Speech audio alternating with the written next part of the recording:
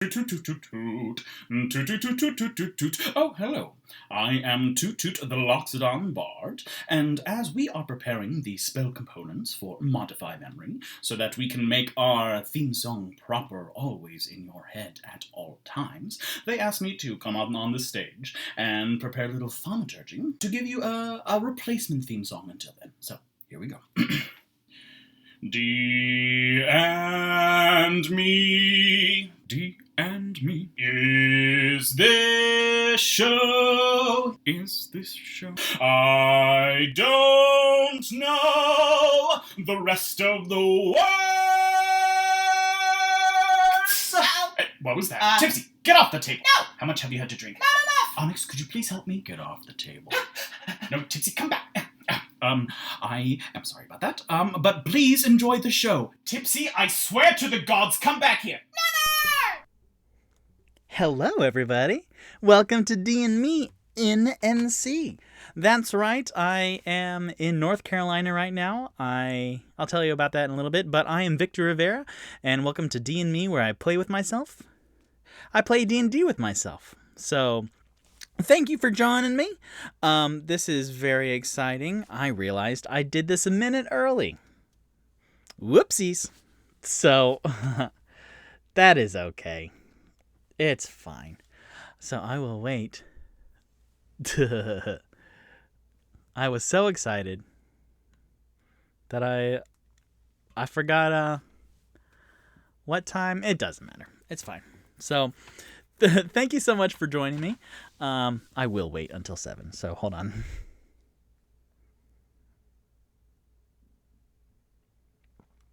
So how are y'all doing? Hey, welcome to D&Me. This is Victor Rivera, and yeah, that's okay. I am traveling to North Carolina. I'm here now, actually, because I said in a D&Me, like the drink, one of my friends passed away recently, and before that, one of my dogs in June, and then before that, my grandfather in January, so I felt a little bit down. And I realized how valuable and fragile life is. So I am in North Carolina right now doing a Life is Precious tour. So on Monday, I hung out with my grandma all day because her husband passed away in January, and I'm wearing his ring now. And I'm spending time with my other dog and time with best friends and stuff. So yeah, it's nice. But that means I don't have my typical, well, I don't know. Is this green screen? Oh, no, it's a book. No, so this is my childhood home in North Carolina. And I'm pretty much a dragon because this is my hoard of knickknacks. Hoard with a D.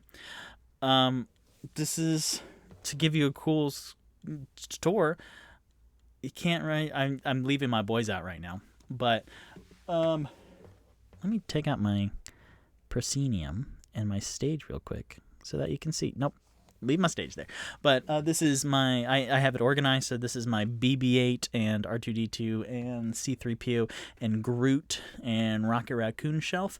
This is my Dungeons and Dragons shelf. It has a Wally little shrine, but then also like aquarium castles and lots of cool stuff. For example, when I first started playing Tipsy, when I got Waddles, I imagined him being a plump little rat, and it was, in my head, the picturesque, Spirited Away little mouse. So at one of the Comic-Cons, I actually got the plushie of him. So that, in my head, is how Tipsy is most of the time. Other times he functions as a normal rat, but otherwise he's just a cute little boozy. So that's neat. This is a shelf of miscellanea. I am ready for Halloween. Me and BB-8. Orange, which again is my favorite color. So just lots of random knickknacks. Up here is like, this is my bookshelves behind me. So I have Harry Potter and Hank from Finding Dory, who's also orange. This is my Australia shelf. So this is like tourism, and then like these are all Australian shot glasses, so that's cool. And then little Australia stuff. I realize the podcast can't see this, but look at Twitch and YouTube for episode 8 of all of my cool stuff. Here, boy howdy, this goes up like 2 feet, but this is like my Hellboy shelf. I made a Hellboy Right Hand of Doom right there. Just more books. These are all plays, actually. I collect the butterbeer can, little tankards from... Can't do that on stream. Nope. Butterbeer tankards from the Wizarding World in Florida. And actually, I'm keeping some of my dice today in this boar's head goblet, which I didn't know. Like, there's the butterbeer, yeah, where you can get soda pop in it. But if you go down to Wizard World, and if you're 21 and over, then you can get some alcohol in that one, which I was baffled to find out. So, yeah, that's cool. Let me throw this back up. And then a couple other things since I spent all Monday with my grandma. Also, like, normally I have D&D dedications or D&D people who work on Waterdeep Dragon Heist, but that's on my other computer. And that would have taken like half an hour to set up because it's mid-2009 MacBook Pro. So I'm just not going to do it. And then I'm kind of winging it with minimal stuff. So Monday I hung out with my grandma, and then she gave me, I don't know how well you can see this, but this cool little dragon rubber ducky. So that's definitely going to go on my Dungeons & Dragons shelf. And then 2 more things. One, I here in Raleigh, North Carolina, I did a lot of community theater, and one of them I did a Christmas Carol at Theater in the Park for 2 years, the 39th and the 40th anniversary shows. And for one of them, I was the rat catcher. So they gave me prop rats and like a prop box full of rats, and I took out one of the prop rats, and then for the whole show, I would carry around a plastic rat who became infamous with the cast and crew of that show, and his name is Remy. So, whoa, Easter egg.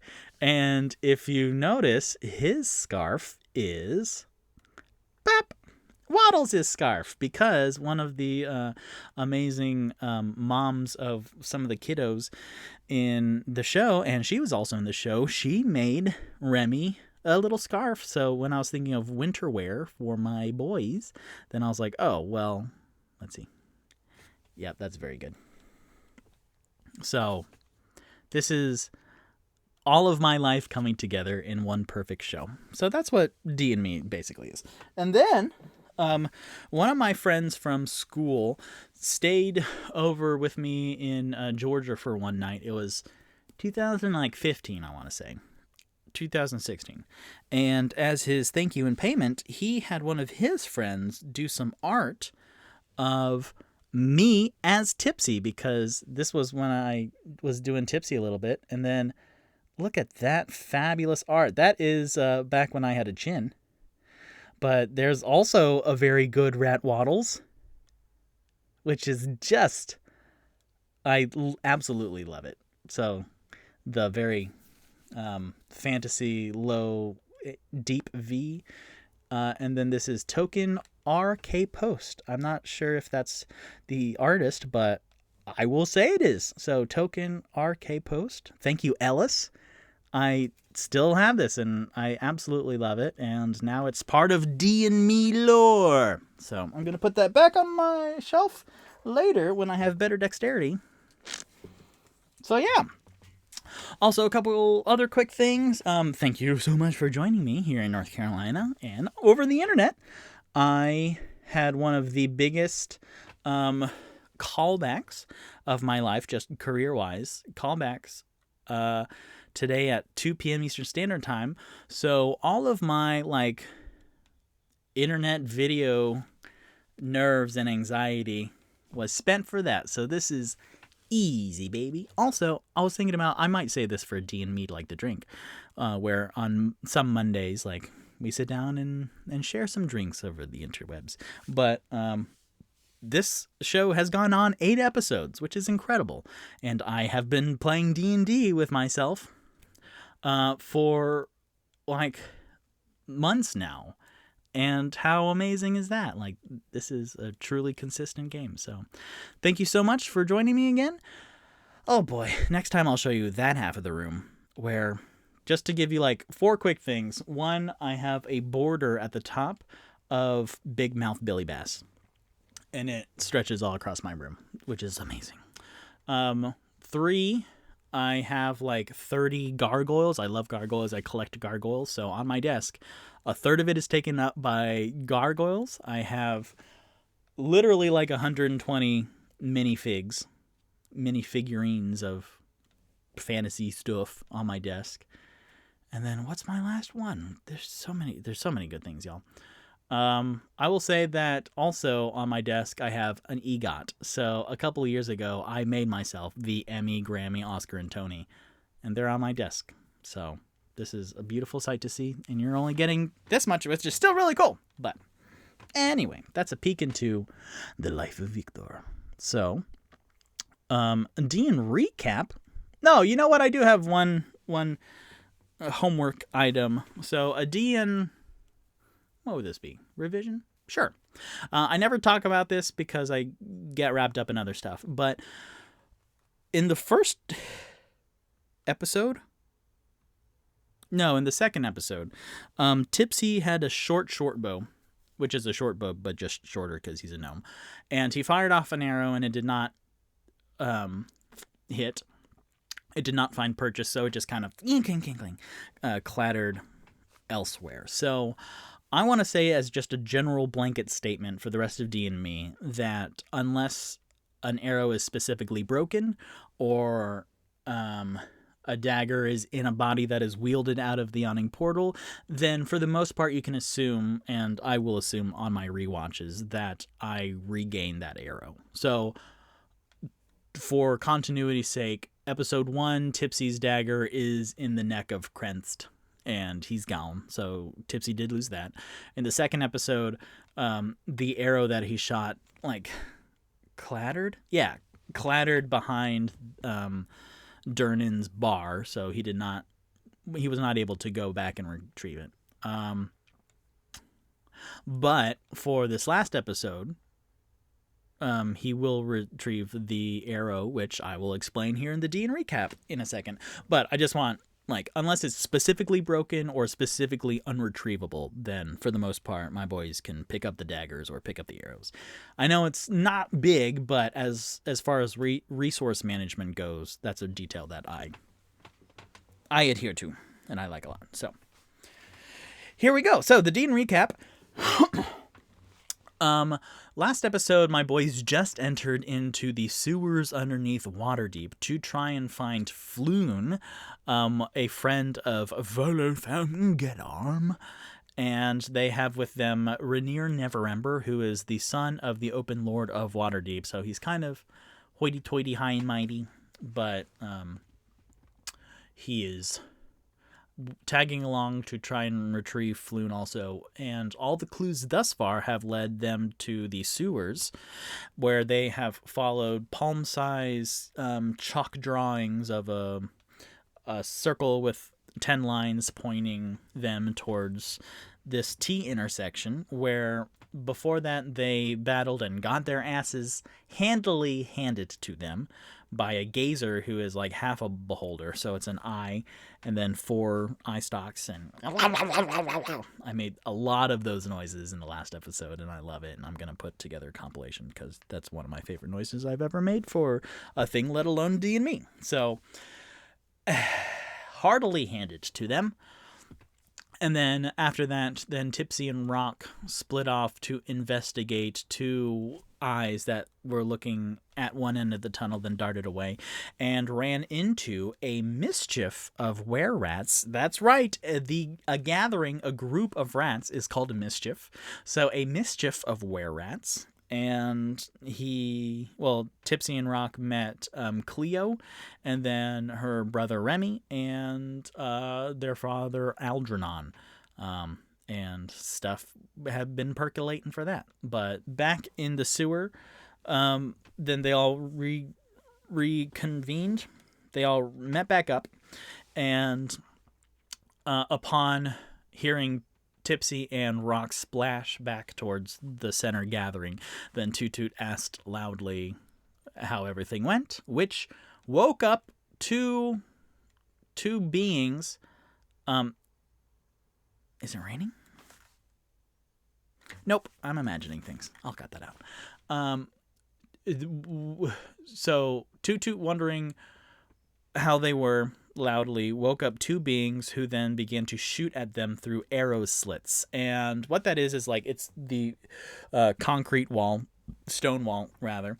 And then if you've ever noticed at the side of like a castle where there's a line or like a lowercase t or a cross, I always saw those and I was like, those are some really shitty windows. Well, what is that? So I looked it up, and those are arrow slits where archers can be protected by the stone wall, and they can like aim throughout that vertical slit, and then horizontally they can like pivot so that they can have some mobility and aim a little bit, but they are totally protected. So out of these arrow slits in the wall come two arrows, and I already rolled initiative beforehand, and just to keep this clicking a little bit, is that right? Keep it rolling along, clipping along. I'm tired.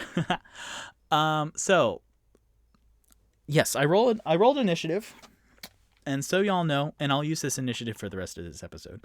Tipsy is 16, Rainier is 15, Toot Toot is 9, Rock is 8, and Onyx is 7. A nice little grouping. Not particularly great initiative, but also in Atlanta you've all saw my Taco Bell cup of dice, but here in North Carolina I have my own dice. So this is a big dice bag. Thank you so much. One of my mom's friends made this. I'll find out who made this because it's fabulous. So that, and inside I have some metallic dice. So thank you, Alex Baxter, and that group. And then, I don't remember if the same person made this, but also fabulous, little Doctor Who and some stars inside. It's very, very good. Gallifreyan writing on the outside. And I have my North Carolina dice. So if you've ever questioned if I'm a D&D guy, I have two big pouches of dice in two different states. So, rolling dice-wise, I wanted to show you that my D&D love goes even further because each character I have their own bespoke dice. So, Tipsy, my first pair, just a normal good old orange with white letterings. Onyx, a cool blank white with black numbering. Rock, because a little bit of purple and a little bit of magic, has a cool speckled like orange with like yellow lettering. And actually my Toot Toot dice are back in Atlanta, but they are orange with like dark numbering. But this is gonna, if y'all didn't think I was a nerd before, this will elevate my nerddom in your minds. So, when I played Skyrim for 2018, I played it for like a month straight, and I beat every achievement except for one where I had to kill a legendary dragon, but I couldn't level up that much. My character, who was an elf archer, she kicked complete ass, and her name is Enchi, and I have dice for her because I was like, I will eventually build a D&D character of Enchi, my cooking / archery elf on Skyrim. So this is hers, which is like a gun steel metal gray with black lettering, and it's awesome. So these are the dice I'm playing with tonight. Just so y'all know, I'm turning them all to 20 facing up so that they can remember this muscle memory, so that they can roll 20s tonight. All right, so the arrows flew out of the arrow slits, so that's a surprise round. Let's see who they hit. All right. I will roll to see the first goblin who they hit. So I'm going to leave these out because I like the background of my North Carolina nerddom backdrop. So Tipsy 1, Onyx 2, Rock 3, Toot Toot 4, Rainier 5. If we roll 6, we'll deal with that when we get there. So 1, this one will aim for Tipsy. Let's see if it hits. 12 plus I think 5 for a goblin. Short bow plus 4 to hit. No! Awesome. So the first one aims downwards towards Tipsy. And a 12 plus 4 is only 16, which does not hit Tipsy's 17 armor class. I don't know if y'all can still see. I'm having, instead of my 2 laptop situation, I have this and then internet behind it. So I'm sure it's fine. So the first arrow, is just shy of Tipsy. So it comes out of the wall and then splashes into the sludge right in front of Tipsy. And Tipsy goes, oh, the slits! No.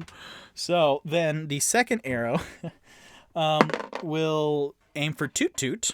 And then, let's see, plus 4. Oh, that's a natural 20. That's okay. Toot Toot has a little bit of health. Definitely more than Rock, who I am actually nervous for this episode. So, 24 to hit. Yup, that hits. The damage of a short bow is 1d6 plus 2. So, I roll and then double the die for a natural 20. So, God, no, that's a 5. So that's 10, and then plus the 2, that's 12. What is Toot Toot's health? Let me look. What is it? Oh, 15. Okay. Whew. That would have sucked. All right. So, Toot Toot is down to 3 health. Boy, howdy. Now, Toot Toot, he hears, the slits! And so then Toot Toot looks down and sees the arrow floating, because arrows float from the 1 second of Google that I did before the show. And that's how Tipsy retrieved his arrow on the way to get the gazer back. But Toot Toot goes, the slits? Ah! And then just in his cheek, he looks, and then the arrow goes in. And it doesn't go far in the cheek, but it hurts the cheek. So, I don't want to only give him brain damage or anything. But, it's very much like the 21 Jump Street where Jonah Hill gets stabbed in the back during a party. He's like, what? Is it okay? Is it okay? And he goes, ow! Ah! So that's the Goblin's surprise round. And then Tipsy is up next. And Tipsy grabs his short bow. Is that what he does? Yep. He grabs his short bow, and with the arrow that was floating in the muck earlier, then he loads it, and then he goes up to the slit that fired at him. I need the vertical. It's the part of the wall that was trying to hurt him. He aims into, he gets right up close to it, and he aims in past the stone wall. And what arrow slits, I guess that's what it's, arrow notches, arrow holes, none of these are good. In the arrow place, how about that? So the arrow place would give them 3/4 cover, which means that they have +5 to their AC, their armor class. So that would make a goblin's normally 15 armor class into 20. But I would say that also if you negate that, so if you get up, the sirens had followed me to North Carolina. I know you all can't hear it, but I do. It's fine. It's fine.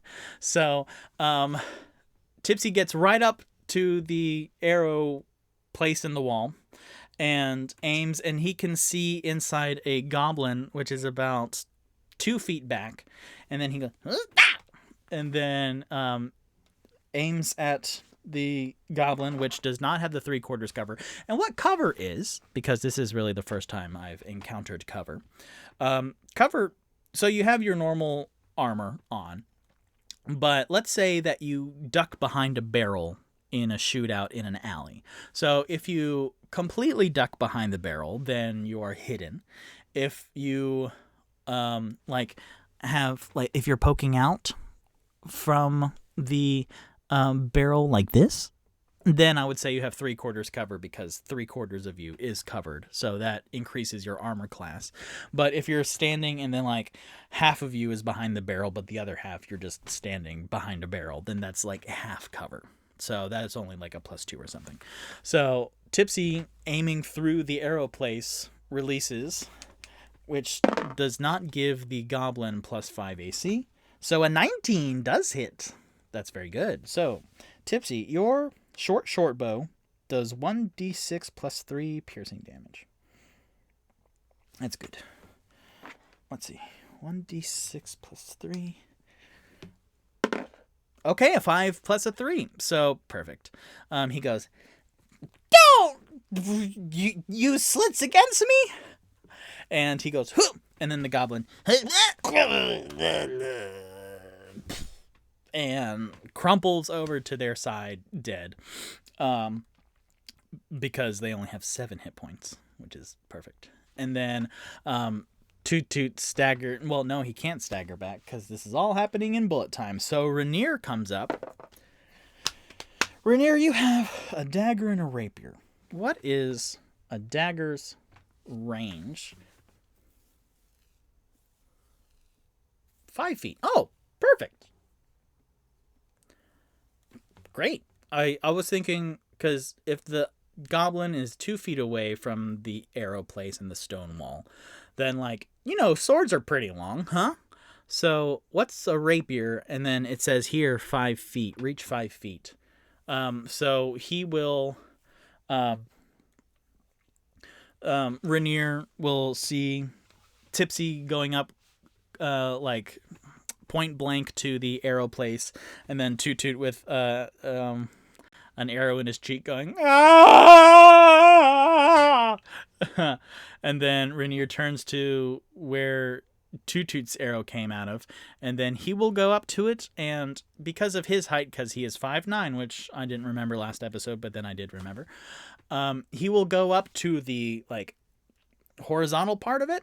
And so he will look through that, and then with his rapier, he will stab through it. So that will be... A rapier is +6 to hit. That is a 4. So, Rainier... So only a 10. So Rainier,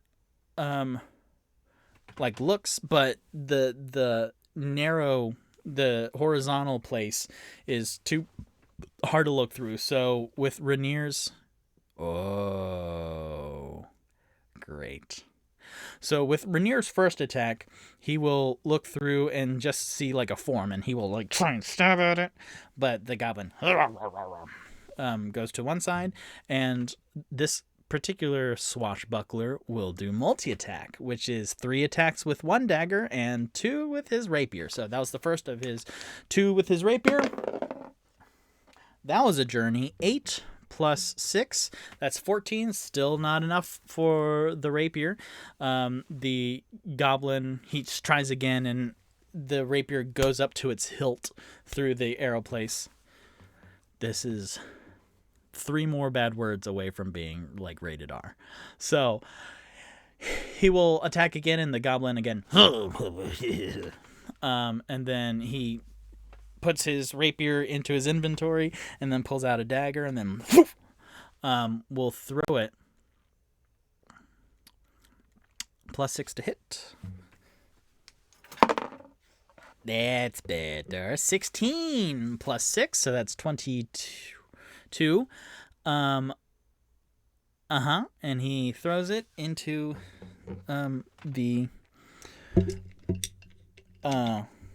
into the crevice. Is that better? Into the arrow place. And this dagger is 1d4 + 4. So that's a 1 plus a 4. So 5. And he hears more than sees in the horizontal, thin, narrow passage. A and the goblin now has 2 hit points. It is the goblin's turn, so let's see. This goblin doesn't know that his goblin buddy across the way is dead. So he will fight. So he will take his what is it? He has a short bow? Yeah, he will take his short bow. No, he will actually pull out a scimitar. So you hear a short bow being placed on the ground, and then a as a scimitar is being lifted, like dragging across the floor as it's being lifted from the stone floor, like a leaning position up against the wall. And he will attack the point blank range swashbuckler in Rainier.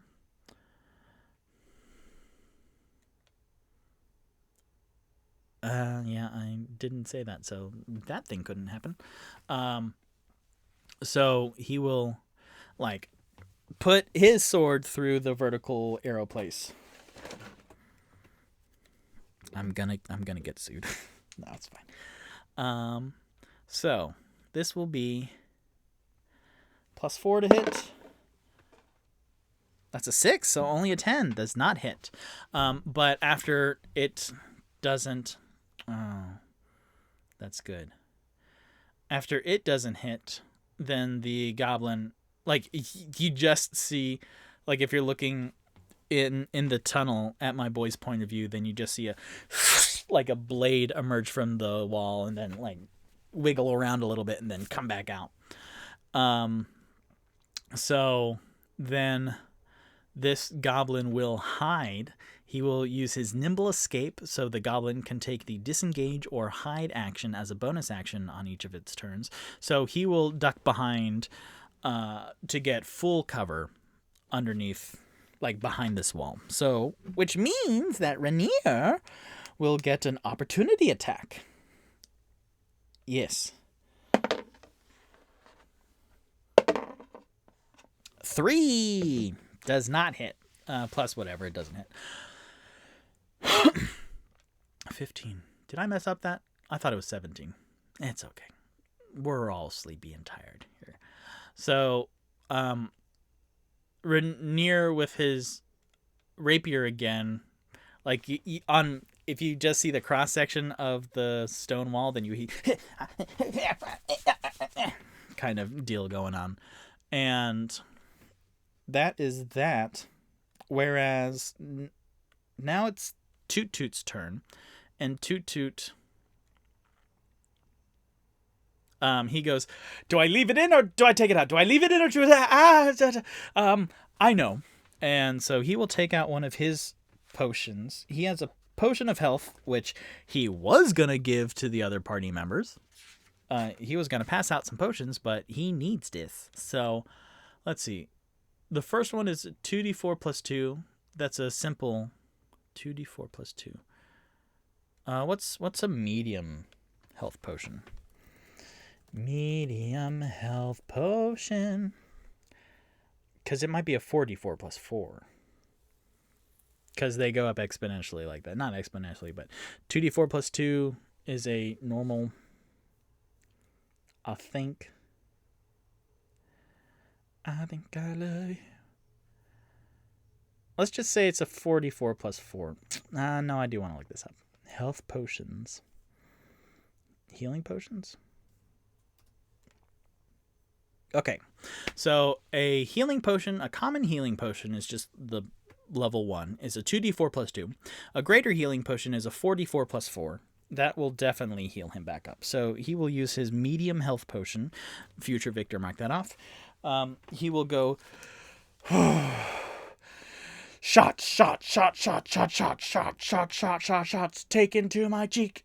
Everybody! And then he will uncork it, spit the cork down into the muck, and then he will drink it as he pulls out his arrow. And you see a squirt of blood, and then it just stops as he takes 4d4 of health. It sounds like 4d4, as in 4 is in the tens place and then 4, but it's 4d4, which are the little pyramid dice. So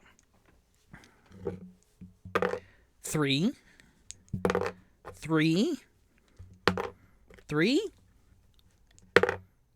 Wow, that was all 3s, and I shook it. That's a 3 too. Okay, hold on.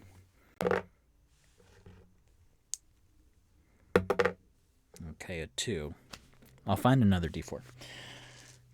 Because that was like 5 3s in a row. I mean, it's a d4, so that's numerically more possible than my other. It's fine. It's fine. No one's gonna write. So 12 plus 16. No, 12 plus 4, that's 16. So he heals all the way back up.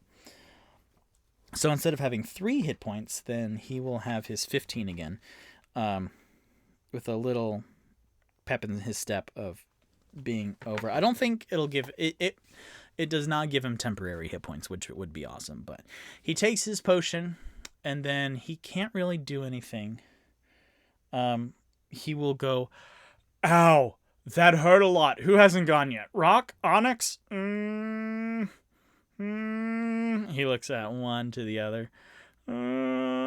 Rock, I believe in you. You had a rough episode last time, and then the time before that, in encounters. But here, and then he face palms Rock. Oh, I got an arrow in my cheek. Okay, I can't think straight. Blech, magic. And so he will do a bardic inspiration to Rock. So Toot has 1 bardic inspiration left because he used his other one on Onyx as they were sneaking into the Kenku warehouse. So then that is it for them, and then it is Rock's turn, and Rock will go. Yes, let's see. I will. Oh, you know what? Oh, well, no. He has plenty of magic. Oh. Y'all, this is good. So, yeah, he has plenty of magic. Toot is run out of level 1 spell slots. He has 1 level 2 spell slot left. But Rock has just been getting knocked out. So, he hasn't had a chance to use his stuff. So, how does that work? So he wants to use a wizard classic called Magic Missile, which automatically hits. However, okay. So the goblin is hidden behind the wall, and he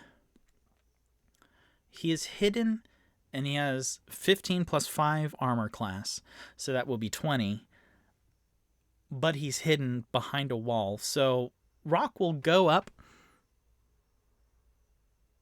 Yes, Rock will go up to the stone wall, and he will have to do a perception check to see if he can see the goblin, because if he doesn't roll very well, then he can't see it in order to make it happen. So that is a 6 plus what's Rock's perception. It better be good to make up for this 6. Hold on a second. Rock's perception is +1, so that's a 7. He could use his bardic inspiration right now, which is a D6. He will, because life's too short not to do the cool shit. 4, so 11 altogether. Still not really good enough. He'll go up, and he is like thinking about Magic Missile, and he's like, I can't see. I can't. So instead, he will ready in action. Cool. So he goes, if someone could make him come back up, then I can do something. And then you can see his hand glowing. Right, because Ray of Frost. Another siren. Ray of Frost is a cantrip. So you see his hand glowing like this sickly green with dark green sparkles. Y'all, I should. First of all, you can hear that. Second, I should totally make sirens a baddie in D&Me. Sirens 5E. Oh yeah. The monster manual, which I do not have to my right now. Monster manual's gotta have some sirens. So that's very funny. Good job, Victor. You clever, handsome son of a bitch. All right, so you see him preparing this sickly green, kind of what we saw in the first episode with Tipsy. And he's readying that. And then he kind of steps back a little bit, but like line of sight. And then, yeah, he'll step back a little bit. Onyx will step forward. And then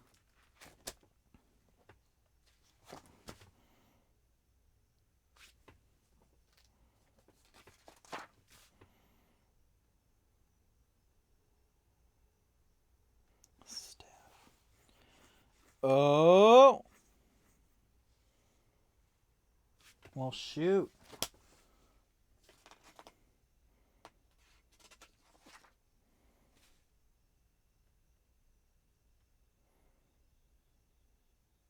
Because this is really hard, y'all, to hit a goblin who is basically hiding behind a wall that you only have very limited interaction with. So what Onyx would do is from his backpack he'll go he will waddle over to the ledge. He'll put down his gazer and his silver ingot, because I imagine everyone's in the middle by now. And then from his backpack you hear a moving of the other ingots, but then and then out comes like a pretty long javelin, and then he kind of puts his backpack back on and is like, "You stay here."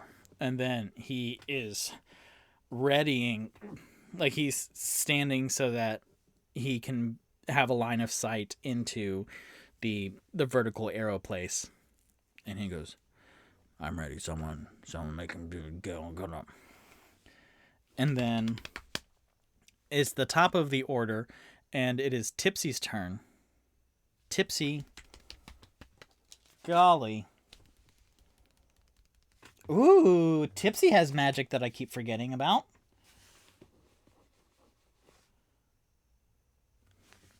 Tipsy has magic I keep forgetting about. Lovely. So Tipsy goes, "All right, toot toot, sorry about your face."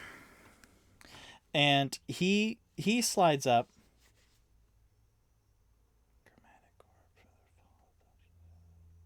Cool.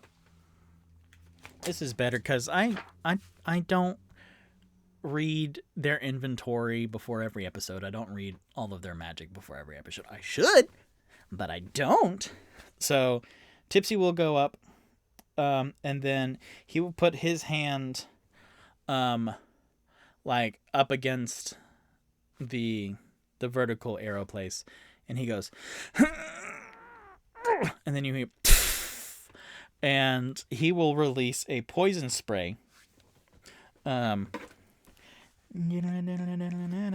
which is a cantrip. Oh no, honey.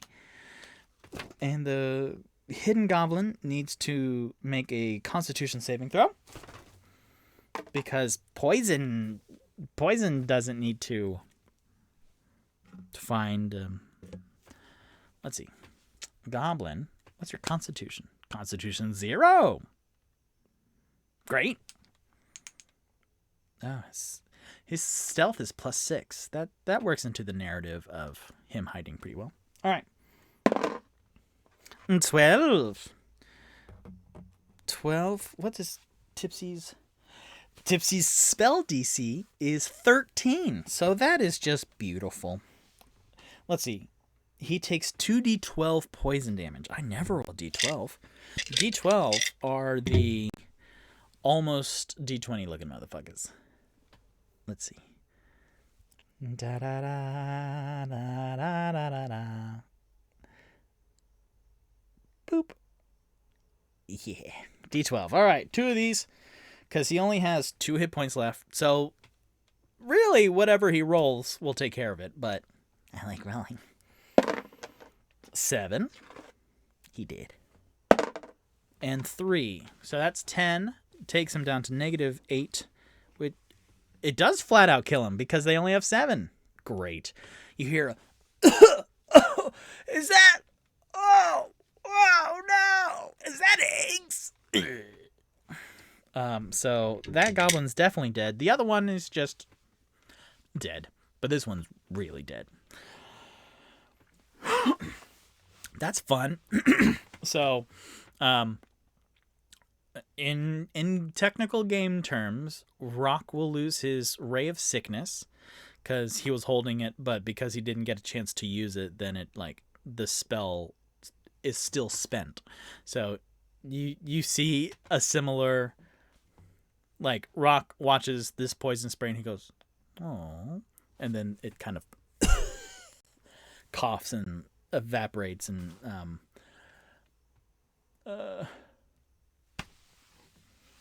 I'm way more tired than I thought, y'all. It sure evaporates into the air, and then Onyx, holding his javelin, goes, okay. And then he puts Tipsy gets another arrow because his fell, the one that shot at him fell in front of him, so he can pick that up. And then the arrow that he retrieved earlier. So he is even on arrows. I'll figure it all out later. So then Onyx puts his javelin back and then puts his backpack on and then picks up the gazer and the silver ingot. And then he's kind of... And then Rainier goes, oh, that was a... Why are... Do you need help with that silver ingot? And Onyx kind of looks at him, then looks at Tipsy, and Tipsy goes. And Onyx goes, Can you hold this for me? And he hands it to Rainier, and Rainier goes, if you need help with it, yeah, I can hold it for a while. And Onyx goes, I need help with it. And then hands it over to Rainier, and Rainier kind of just... Rainier puts it in his backpack so that I don't have to worry about who the fuck is holding a silver ingot. And then Rainier, hopefully I will remember to give it back to the boys afterwards. So Onyx will pick up his gazer and goes, all right. Right. Should we move on? And then everybody's like, yes. Toot Toot says, let's perhaps continue quietly because I will take credit for being a little bit loud. I am a bard, so volume is one of my traits, but let's proceed quietly. I think that'll do us well. So they will all get up on the stone ledge that's above the foot of sludge, and then they will open the door, the stone door that is on the ledge. And then finally, episode 7 and then 47 minutes of this episode, they finally get into the Xanathar Guild hideout, which I've had bookmarked for weeks. That's fine. I love this. This is perfect. I love it so much. Great. So as they enter in the door, they see 15 feet to the right, like they see a wall right in front of them. So they have to go 15 feet to the right and then through another doorway. And then they see a fork, and they could go left or right. Tipsy. They're all stealthing, by the way. Let me roll just a general stealth check for my buddies. All 4 of my bespoke dice together. Oh, God. Okay. 3. Tipsy rolled a 3, which is not great. However, he has a +9 to stealth, so that's a 12. Tipsy rolled a 12. Onyx rolled a 10 plus nothing, so a 12 and a 10.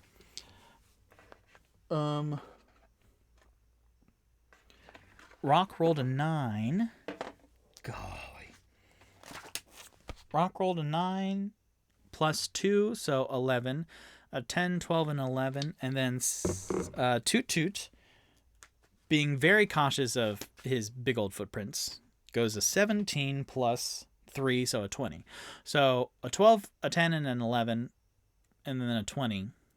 So they are above medium. And then Rainier rolled an 18. Rainier's stealth is 18 plus 4, 22. Okay, Rainier, we get it. What a stud. Who would y'all cast as Rainier? I asked this question to my parents the other day about our dog and our cat. Who would you cast as these? So Rainier kind of feels kind of Michael Fassbender because I think he's Irish. Oh, now I need to look that up.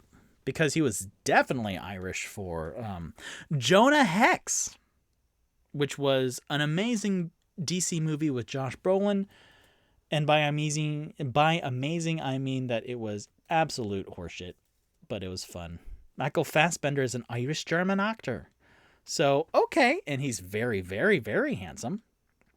And he's got, a bod. So, that's pretty good. I could have Michael Fassbender. If you want to play one of my characters, I'll allow it.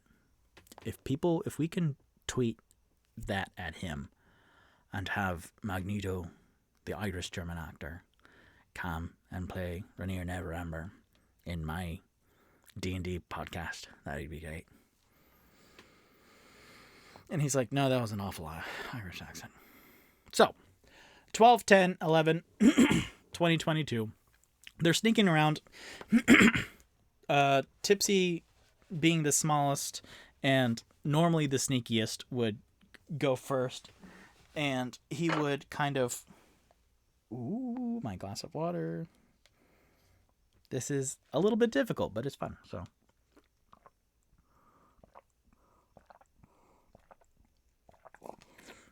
sorry, I didn't mute it. I'm finding for me editing the podcast that I don't need to announce when I take the water breaks because I can just take them out. So, they go to the left, and then they find this square room, and it's dark down here. So, really, my 2 sneakiest boys right now, Toot Toot and Rainier, they're so sneaky because they can't see anything. So, they're really cautious. My other 3 with dark vision are plodding along just well. They see a messy room where rusty weapons and threadbare clothing litter the floor of this area, which serves as a coat room and armory. It contains nothing of value.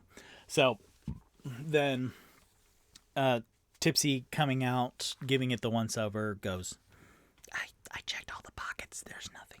Let's go. So they go into the next little area, and as they go right, then they see this little rectangular room and some more hallway in front of them. But the rectangular room, they see a slumped over goblin, which was Tipsy's goblin. So the arrow is sticking out of this goblin.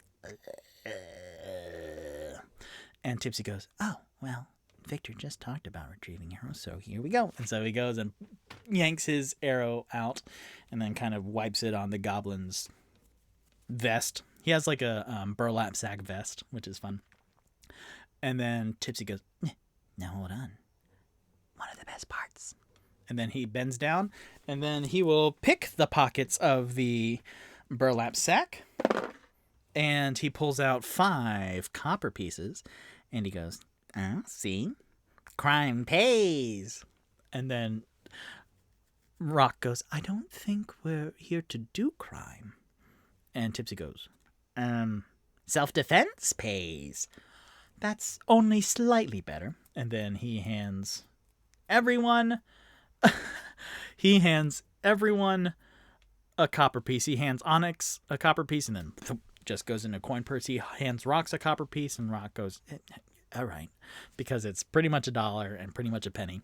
And then he is handing both Toot Toot and Rainier copper pieces, and neither of them are taking them because they're both like blindly looking into the dark and blinking really hard. And Tipsy like, oh. And then he tries to pocket it himself, where he will now roll a sleight of hand check. That is a natural 1. So Rock, who was paying attention, oh, that's why, because I rolled the wrong die. I rolled Onyx's die for Tipsy. And,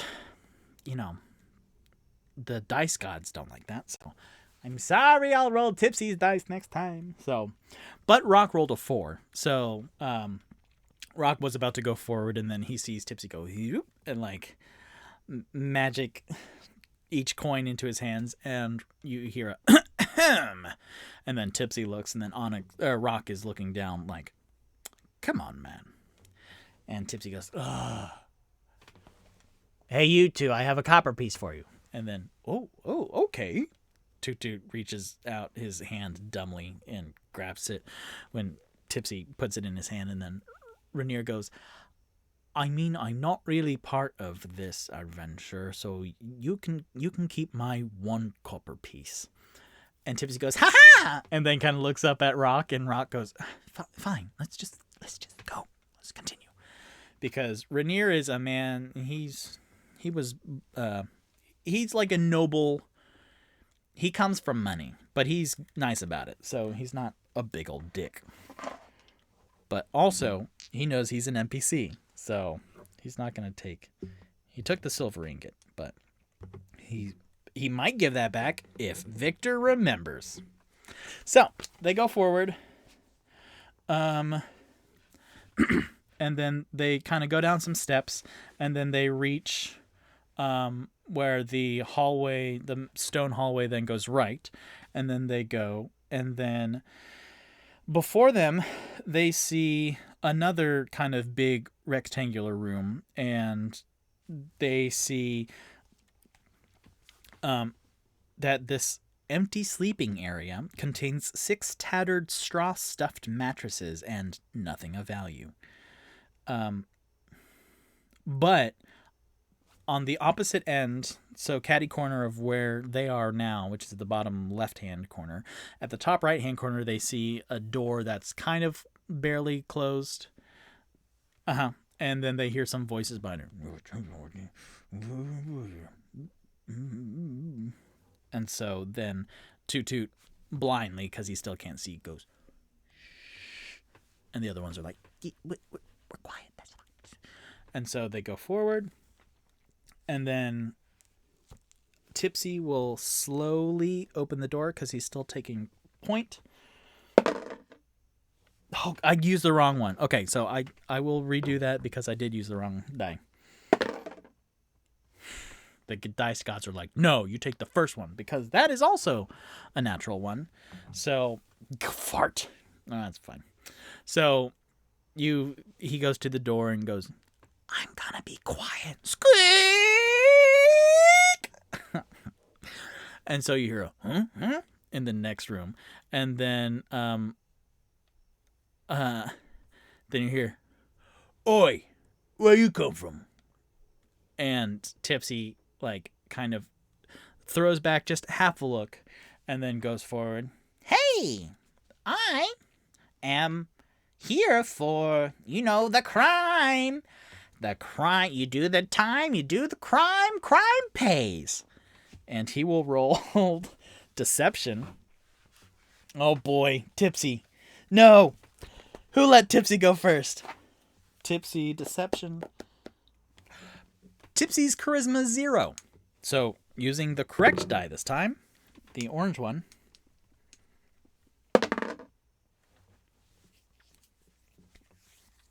It's technically better than the 2 natural ones he got. So his 2 plus 0 deception, you hear, what? Crime? I mean, crime does pay, but who are you? I've never seen you before. And Tipsy goes, help, help, help, help, help.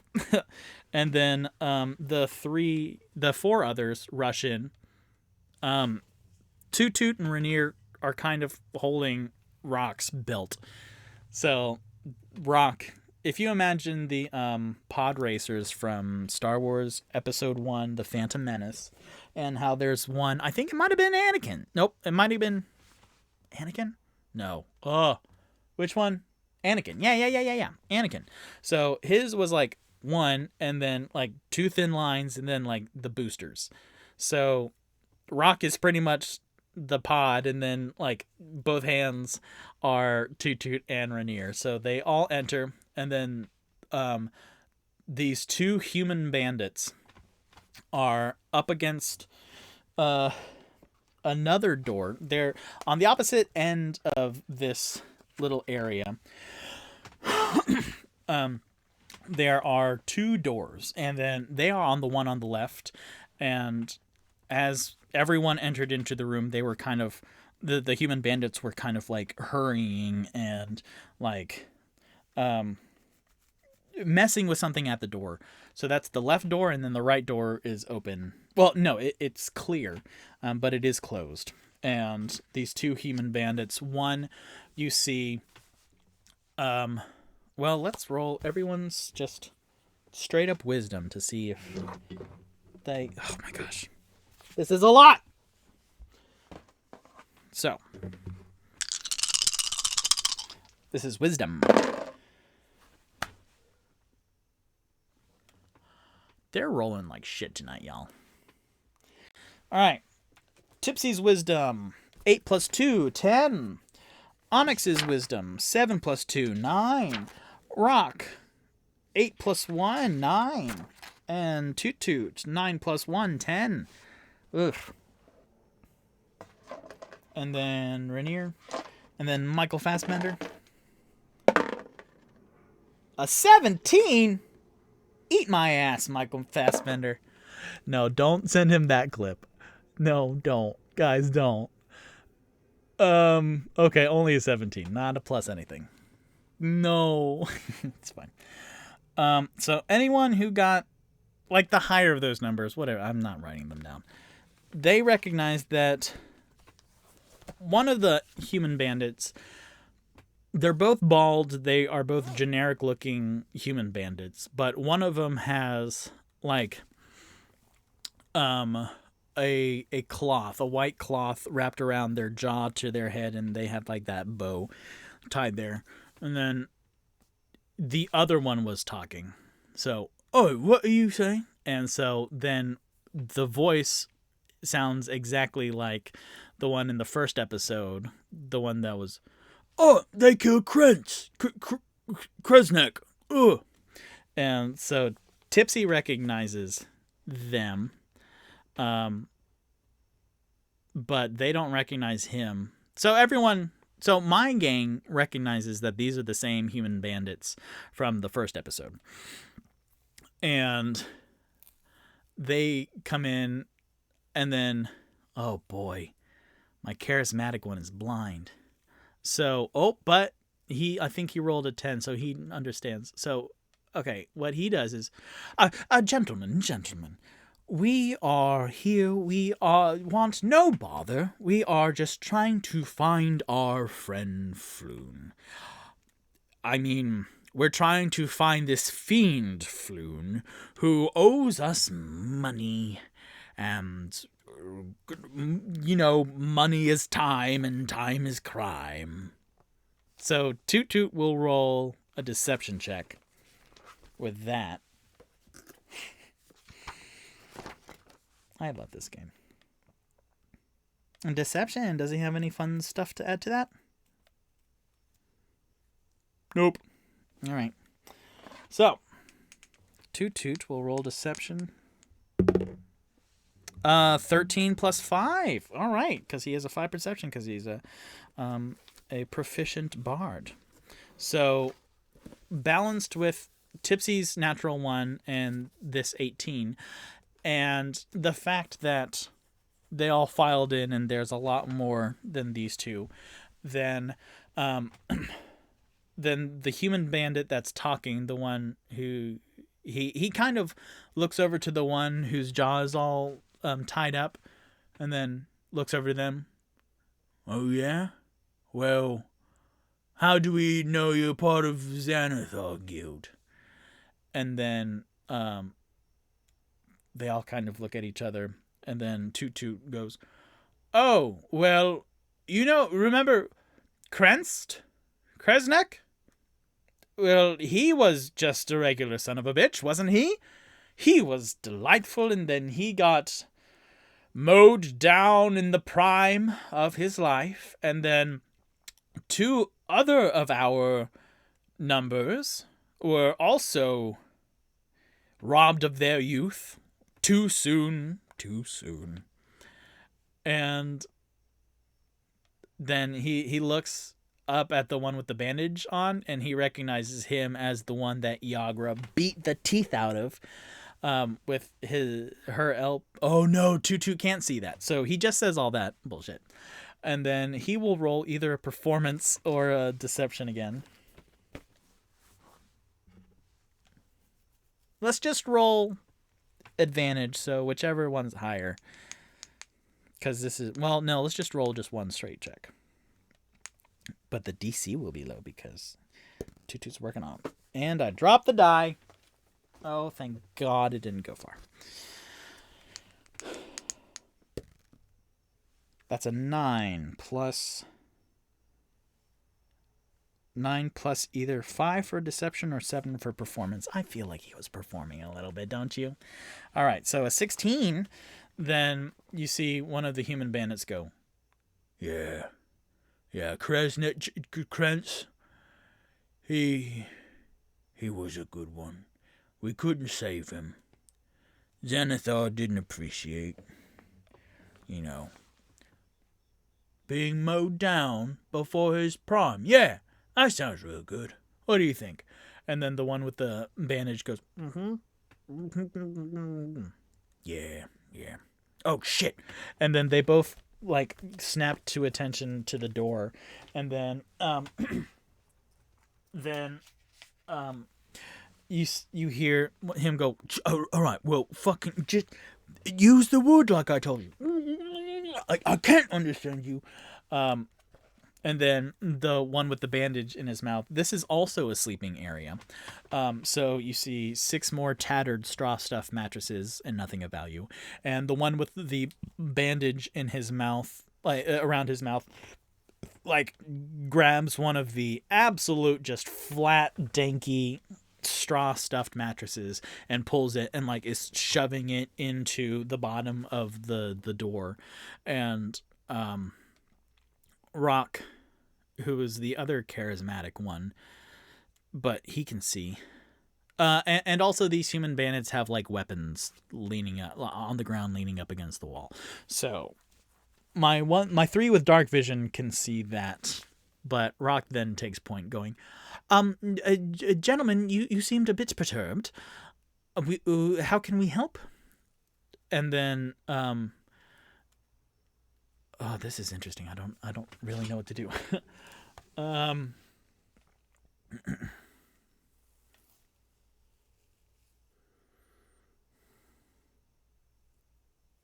Hold, please. Let me read this stuff.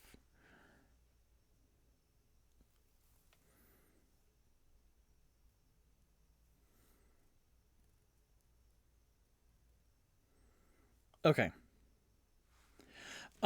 So the two. Oh, does anyone have any light whatsoever? Oh! So, because these are two human bandits, neither human bandits have dark vision. So, they would have to have had torches in here. So, I will say that there is a torch on the wall. So, everyone can see now. Yes. Yes. Narrative. I should have like a D&Me like narrative is my best friend or something. Yes. Great. So, everyone can see. So Tutu could see that it was the one that got his teeth elbowed out by Yagra. And for dramatic irony purposes, oh shit. Because the one who's talking dragged Krenst out of the yawning portal at the first round. So he doesn't know who threw the dagger to kill Krenst. But the one whose teeth got knocked out, his teeth got knocked out because Yagra was beating him up because he picked up Tipsy and was wailing on him.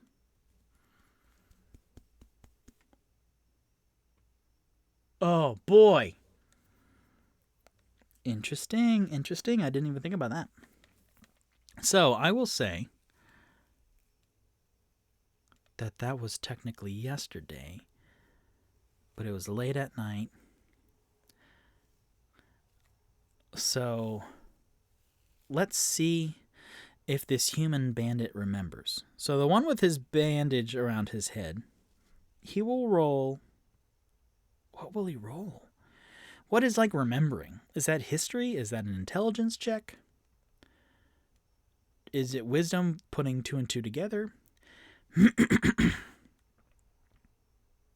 Let's see what a human bandit, if his intelligence and wisdom are any different. A human bandit has +0 to both intelligence and wisdom and charisma and strength. So let's just roll.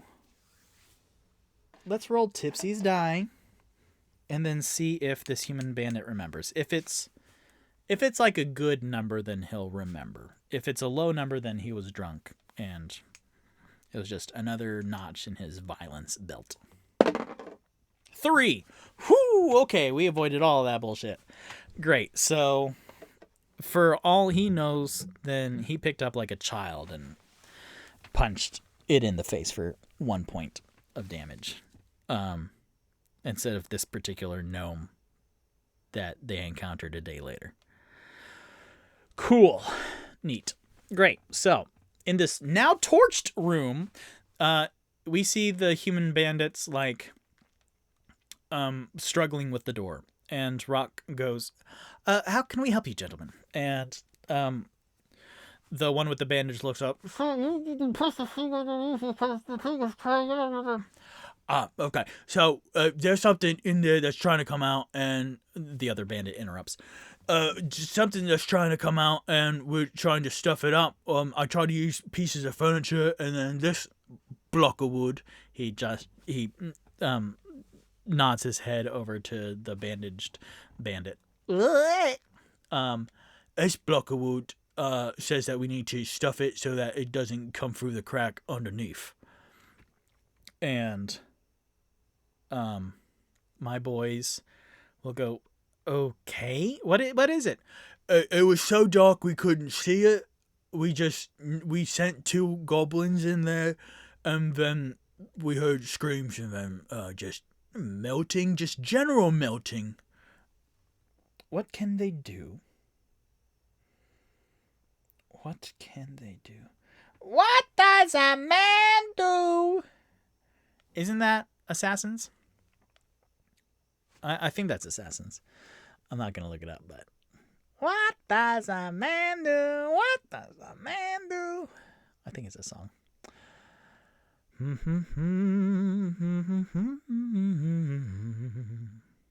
Okay.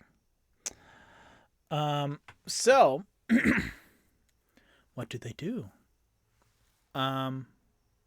Rainier will keep kind of to the shadows along the back wall now. And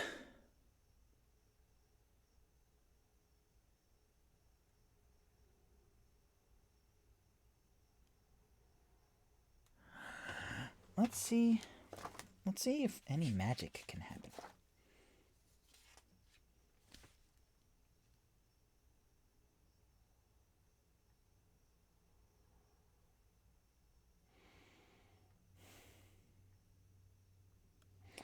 Not really. So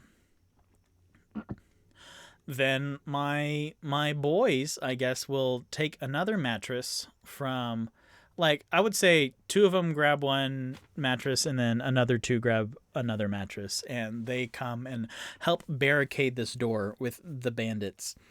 And then Rock will go, "So you heard the goblins go down there and then screaming and then melting. Are the goblins okay?" And then the bandit in charge knocks on the little bit of door that you can see above the like, one mattress is kind of flumped in the bottom of it, and then another one's just up against the door, and like another one's folded also. And then you hear a on the wood of the door, and you hear, "Oi, you two alright?" I think they might be dead. So, as long as these stay up, and then the bandage bandit nods his head quickly, then I think we're fine. So, crisis averted. And they're looking at the other, at my boys, and go, "And you're definitely part of the Xenophars Guild, yeah?" And then Rock nods. "Yes, we are. We're new recruits." And then Tipsy goes, "Oh yeah, that's good. Yeah, we're new. We stole some stuff from the Zents, huh?" And Tutu goes, "Well, you don't have to advertise that, but yes, I have Zentirum armor now. But we stole it." Mm-hmm. And the lead bandit goes, "Huh, nice. Yeah, fuck them. Fuck them janitors. I hate them. Well, actually, you'll find this funny. So, last night, we were at the yawning portal. We were getting fucked up, weren't we?" And then looked at Bandage Bandit, and he goes, "Mm-hmm. Yeah, we were getting fucked up, and then out of nowhere, this like you, this half-orc comes up, and we know that she's Zent just through and through, and she killed another one of our human bandit lot, and we decided to get a little retribution, so we proceeded to beat the shit out of her, and then fucking Krentz Kresnik got a fucking dagger in his throat, and then I dragged him back to the main headquarters, because this is fucking shit. Oh, if you're new, this is shit. This is literally the shittiest position you can be in. We just, because fucking there are goblins outside and fucking were-rats we have to keep in line. And then fucking our shit house. And then he gestures towards the door with all the mattresses in front of. That's shit attacking us. So fucking, I'm gonna put in paperwork to get reassigned, cause fucking, I know I let Krentz die, but that this is unfair, frankly." And then the Bandage Bandit goes, "Right," Rock says. "So, fuck the Zens. And you were saying that the half-orc, who is she was weak, wasn't she?" And then you could get a twinge that Rock felt bad about saying that. "Yeah, no, she works for Zen. She's actually a bodyguard of one of the main Zens. He just hangs out all the time at the yawning portal. So we just gave her a walloping. And then we haven't been back since because Krensnick died. And then 2 others died. And then you got fucked up. You got fucked up, right? You can't even say a bloody word, can you? Is that some time a joke? Yeah, it's funny, I guess. Alright, well, what? Oh, you finding Floon, huh? We got Floon in the other room. Fucking right twat he is. So, go on, go look at him. We're beating him up right now. And then Rainier's he goes, from behind everyone, and everyone turns, and then he launches off the wall, yes, I'd like to see this man, so that we can give him a walloping too. And then the main bandit goes, alright, yeah. I like it. I like the cut of your jib. Let's go. And then they befriended the bandits. Oh no. That's not awesome. All right.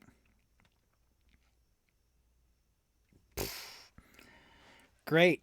So then they go through the other unoccupied door. And they go through a little bit of a hall, and then the 2 bandits lead them down to...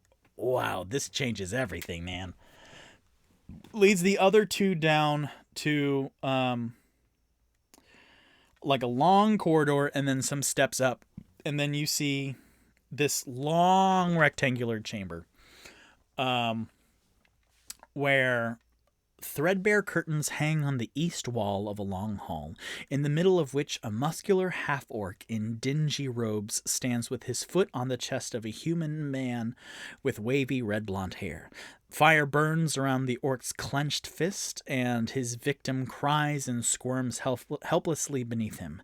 Seated on a raised platform to the south, so all the way down at the end of the hall, is a nightmarish figure wearing purple-black robes, his large wide eyes and rubbery purple skin with 4 tentacles encircling its inhuman mouth. It cradles and gently caresses what looks like a disembodied brain with feet. And at this, as you're going down the hallway to first go up the steps, then you hear, oh yeah, so, where is the Never Ember? Is that... Oh, and then you hear, man, I don't know, just... I like it when you bleed. And then the 2 human bandits like skip up the stairs and go, oi! Look what I found. I found some new nope. I found some new Xanathar Guardians. I found some new Xanathar Guild members that want to kick the piss out of this scrawny little rat. And then from this, ooh, this is good. Excellent narrative. So, this huge half-orc with like simple black brown robes with like fire clenched in his fist, and it's roaring. And then at the end of this hallway, then sitting on this throne is a mind flare, stroking this disembodied brain with feet. And then he stops stroking and then stares. And then from the back of the crowd, and this long hallway, like they took the torch and then they brought it so it's well lit so everyone can see. So from behind the crowd, Rainier pushes forward and goes, well, what do you want with me? You found me. And then the half-orc looks up. Oh, there you are. We've been looking for you, and it turns out this... And then he kicks Floon, who you now see, this frail human figure on the ground, squirming and crying, pretty much. This is not you, and you are going to die. And then everyone roll initiative. So, oh, balls. This didn't go at all how I thought, which is great. Using Tipsy's die. So, 9. Oh, fuck, I didn't do that. Well, no, it's fine. 9 plus.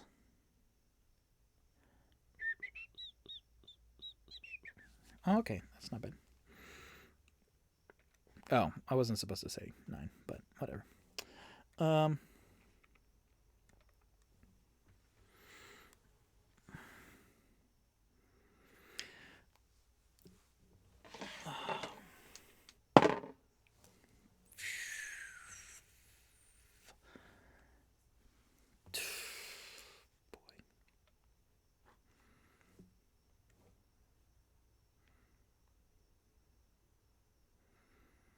Okay, so excuse me while I draw here and figure out things. I'm going to definitely draw a big map in my notes here.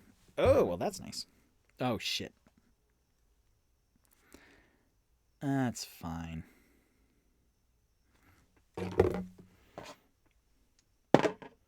Oh, that's not good, though. Boy, this is definitely going to take the rest of the episode. So it's 8:24 now. Oh, fart. I didn't do that either. It's okay. I'm so tired. It's fine.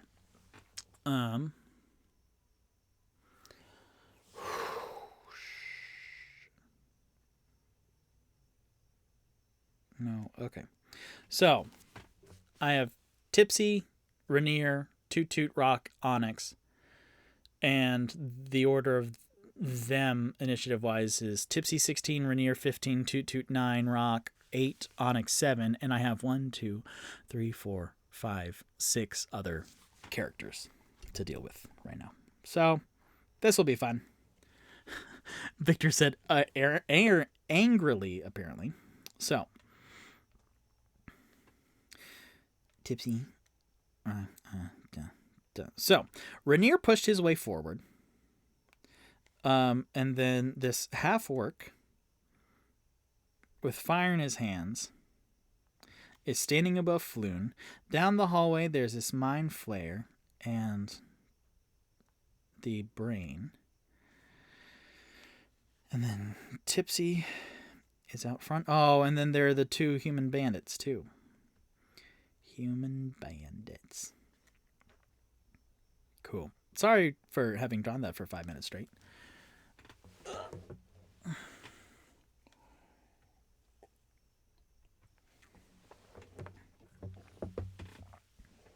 I dropped a die. All right. So,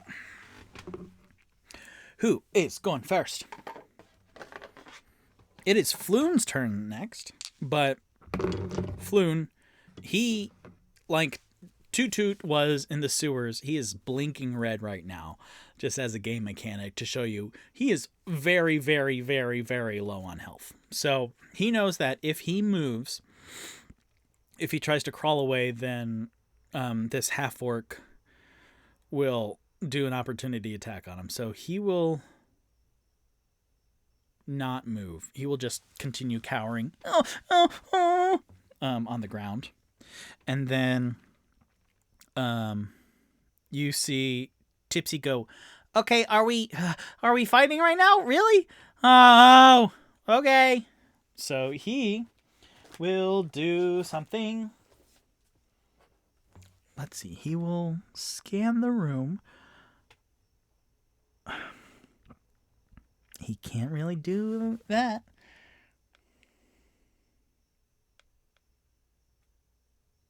Cool. He will step forward. Yeah. Neat. He will step forward and he will go, all right, here we go. Now, does that hit?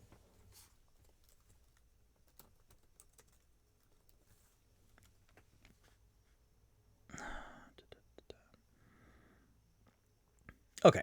At a creature you can see within range. So Tipsy will step forward going, so we're going to do this? Okay, here we go. And he'll step forward and then like do a and concentrate and build this 4-inch diameter sphere in his hand. And he will step forward to like the same plane that Rainier is at and then hit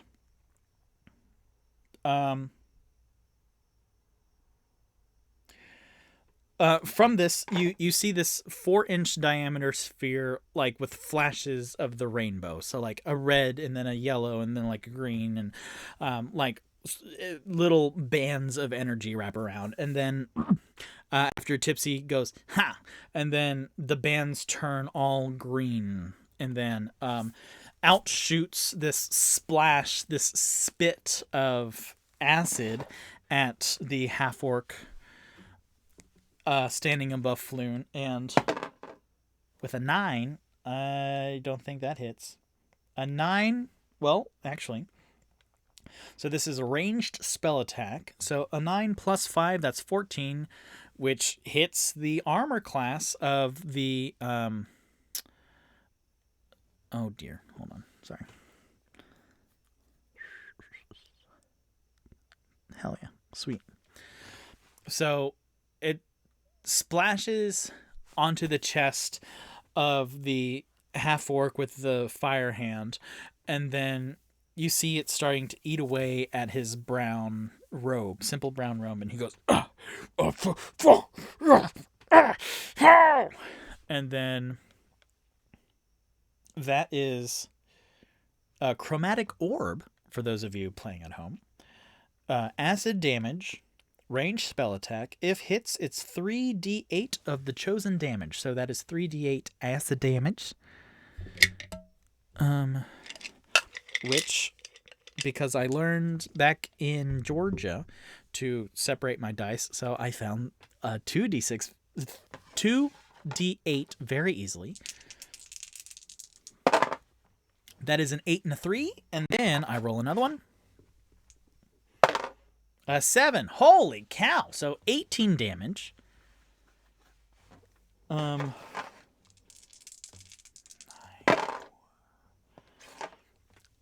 18 damage. I said 18 damage, right? Yeah, I think it did. Shoot, I don't remember. Yeah, I think 18 damage. 8 plus 3 plus 7. So you see it splash, and then this...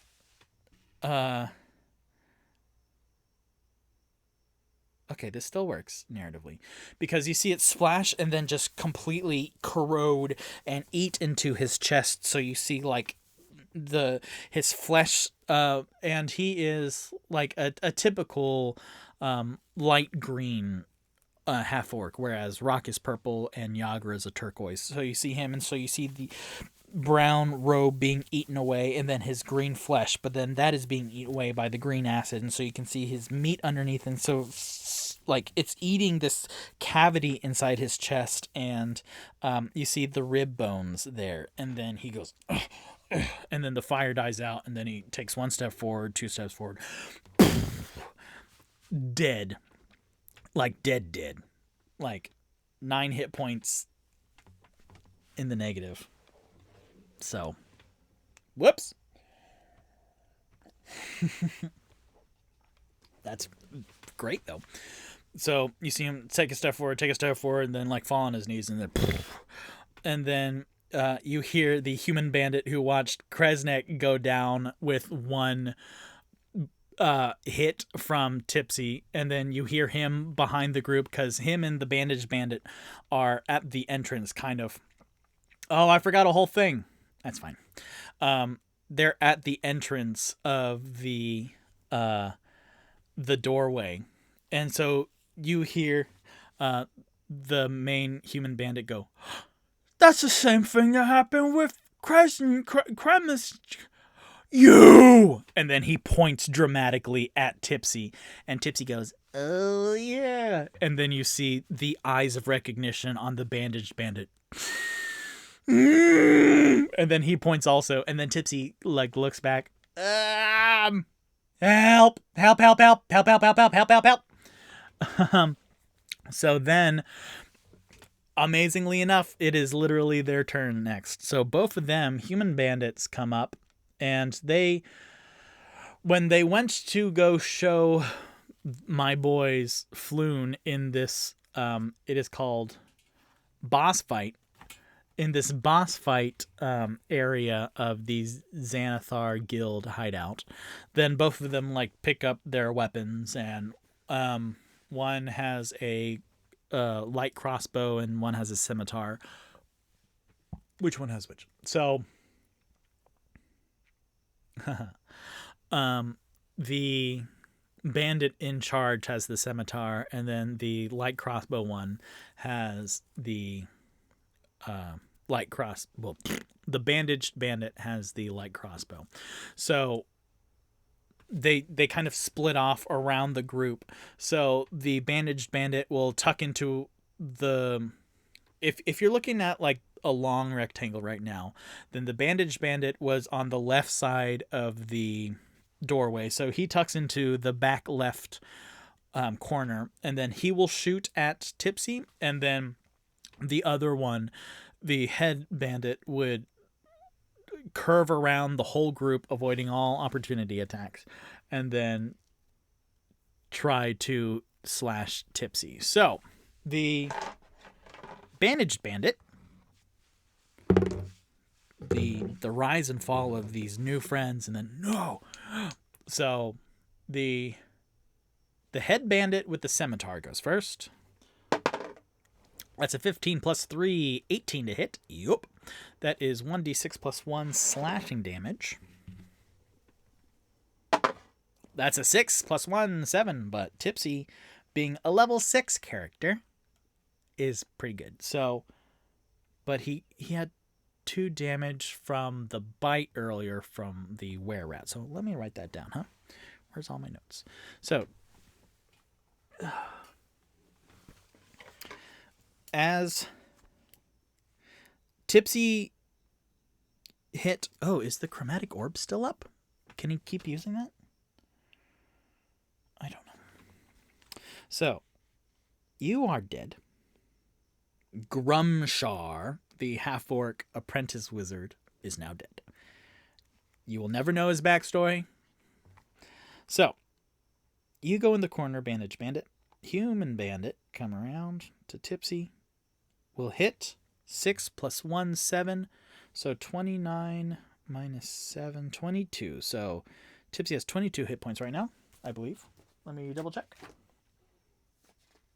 Yes. I think that is right.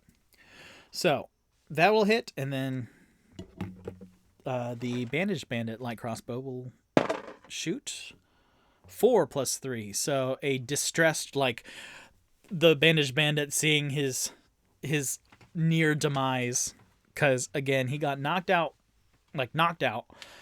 unconscious, but he saved his death saving throws. Like off camera, I did that. And then he got dragged into the corner by Durnan. But seeing like his almost demise in front of him, then he's twitching pretty bad, and he shoots a crossbow bolt, and then it just hits near Tipsy, and Tipsy goes, ugh. Sorry, I guess. So that's both of the human bandits. And then Rainier kind of rushes over to Floon, and he kicks aside, like he kneels down and then pushes the half-orc aside, and the body kind of tumbles, and out from the robes spread. He has pants on. And the robes spread, and out knock 2 spell books, and you see Rainier go down to Floon, and Floon is like curled up fetal position and just shaking violently. I'm like, oh man, like, is it Rainier? Like, is it you? And then you hear Rainier go, yes, it's me. I got you, Betty. I got you. And then, can he do anything, or is it just attack?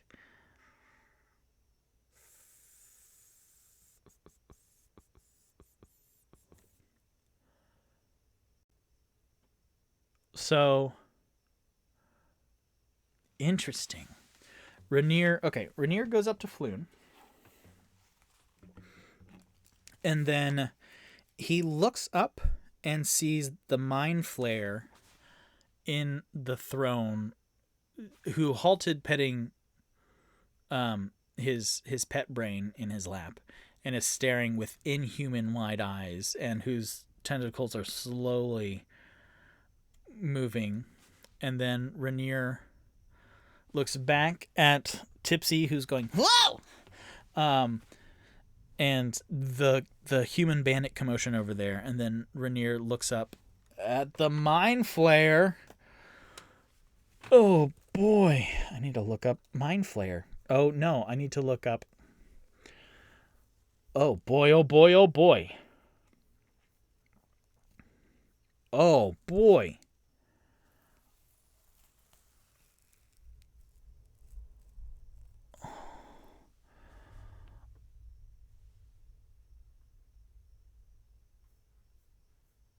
Oh boy.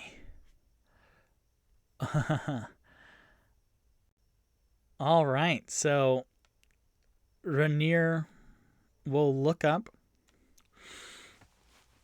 Oh, you dumb son of a bitch, don't do this. But he will look up at the mind flare and then like unsheath his rapier and then come out at the mind flare who's sitting at the throne, and then he'll just take 2 slashes. I don't remember if he threw his dagger so he no longer has it. So I'm going to say that yeah, he doesn't have it, but he has 2 swipes with the rapier. Oh boy, Rainier, that's bad, buddy. You don't know how bad that is. Oh, Rainier, no. 2, great, narrative, yep. Oh, shoot. Oh boy, Rainier, no. My Michael Fassbender 7 plus 6, 13 against the Mind Flare 15. Oh god, you fuck. So Rainier just flash of red because his friend is down and he couldn't have dealt the final blow to whoever was hurting him. So he went up to the Mind Flare and then swipe, and then the Mind Flare ducks diagonally, and then the other one hits, but then you see 3 sparks as it hits his breastplate. Oh boy, oh boy, oh boy, oh boy. Bad, bad, bad. This is all bad. Oh, bad.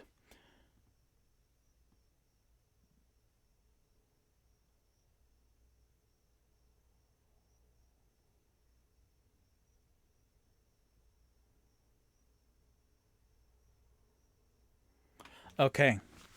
So, yeah. That's Rainier's turn. He's seeing red, and then he's going after the Mind Flare. Oh, bad, bad, bad. Who's the goblin? Nope, the goblins are dead. So Toot Toot is next. Oh, well, golly. So Toot Toot next.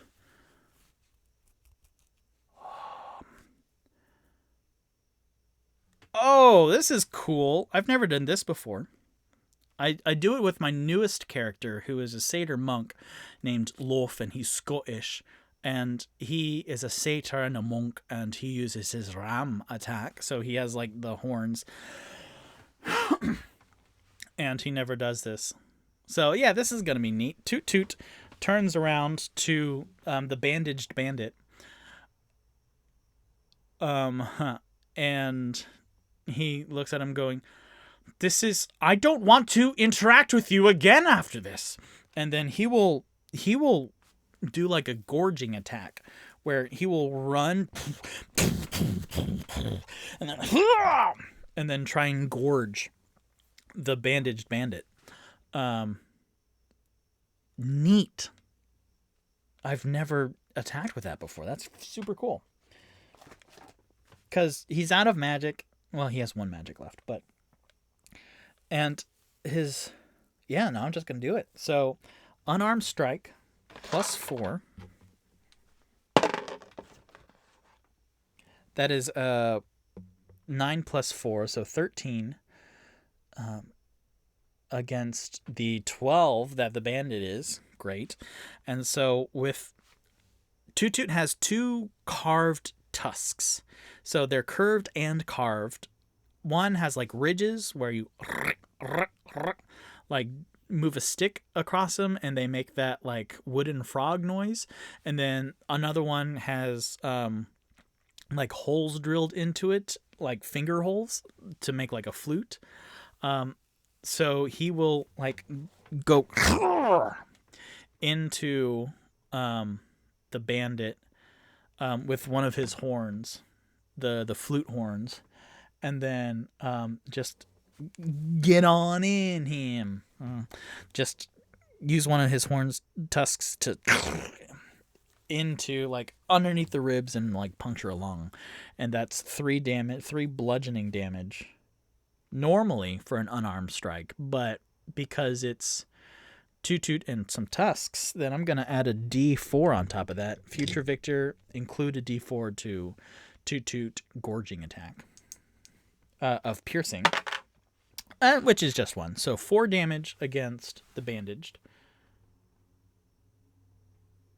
Cool, I've never done that before with Toot Toot. And then he just goes, ugh, I'm getting sick of all of these bandits and all of these little minions.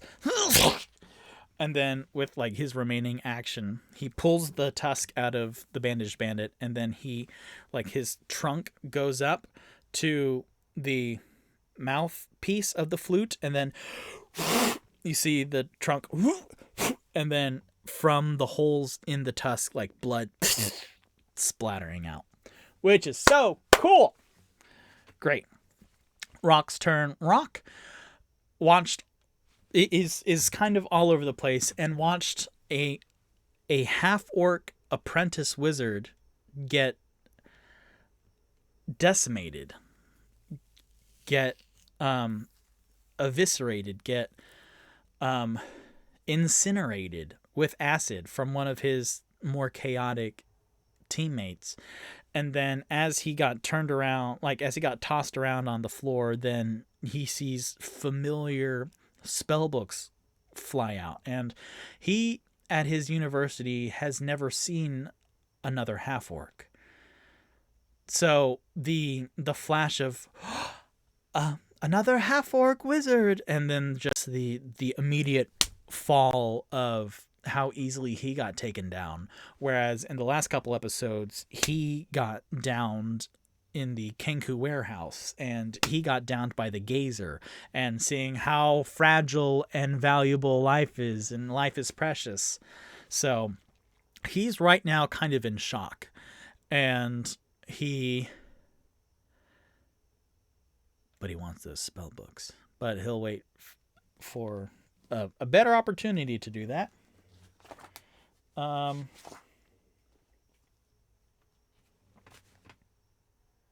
In the meantime,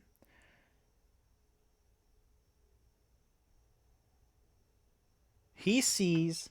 Cool. Oh!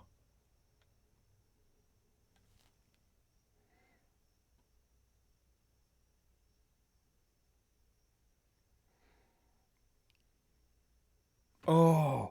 Oh! I wish I had all the time in the world to devote to this, because a lot of thoughts just happen all at once. But... Oh! Rock has mage armor? Well, shit. I figured that out 8 episodes late. But it's fine.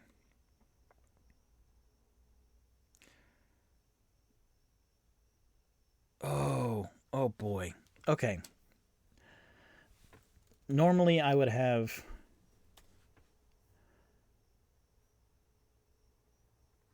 Cool. All right, so... Rock, noticing a fallen half-orc apprentice wizard, looks behind him to see this grotesque fountain of blood coming out of Toot Toot's tusk, and figuring that the human bandits were easy to deal with in the first episode, so he looks across the way and sees Floon crumpled up on the ground, and then sees Rainier taking fruitless swings at this creature. And Rock read about this creature in Volo's Guide and how very, very dangerous this creature is. So Rock gasps and then maneuvers his way around the tipsy bandit. The head bandit that is now at Tipsy, and will run across and like do a kind of a leap glide like kneeling thing, and then touch it will head right behind Rainier and supplicate himself, like kneel down on one leg and then grab Rainier's back of the calf, and then Rainier disappears, and Rock is still holding the leg. And then he looks up into the blank void, this lifeless, deathless stare of this mind flare right in front of him, and is terrified now. A lot has happened for Rock in this last round. So that's Rock. And then Onyx sees all of this happen, and then sees one of the bandits swing a scimitar at Tipsy, and he goes, nope. And then he takes out his ice anchor, and then will whack the human bandit, which is stuff. I should roll for that. Wow, I love this game, y'all.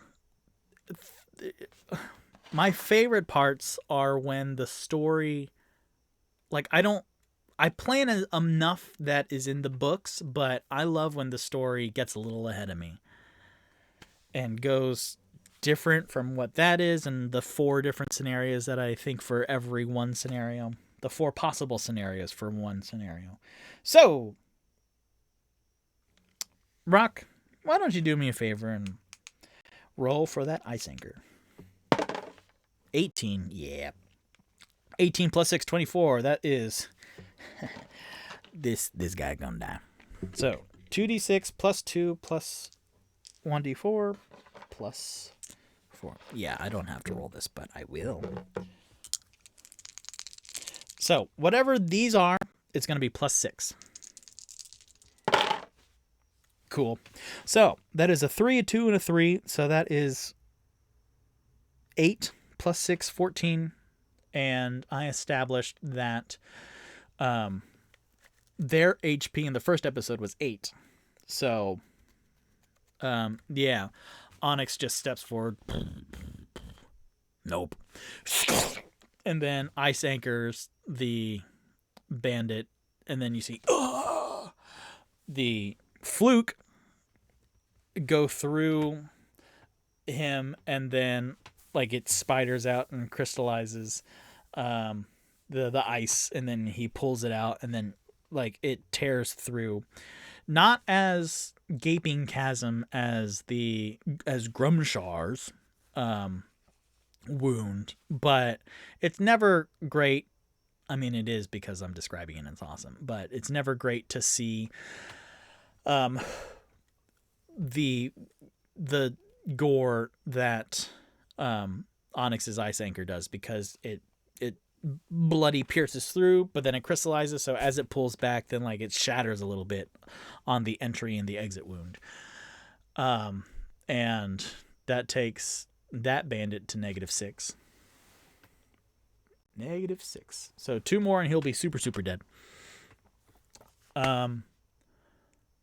Rock. So then now the Mind Flayer will look down from his position of power at the like supplicated Rock with complete fear in his eyes.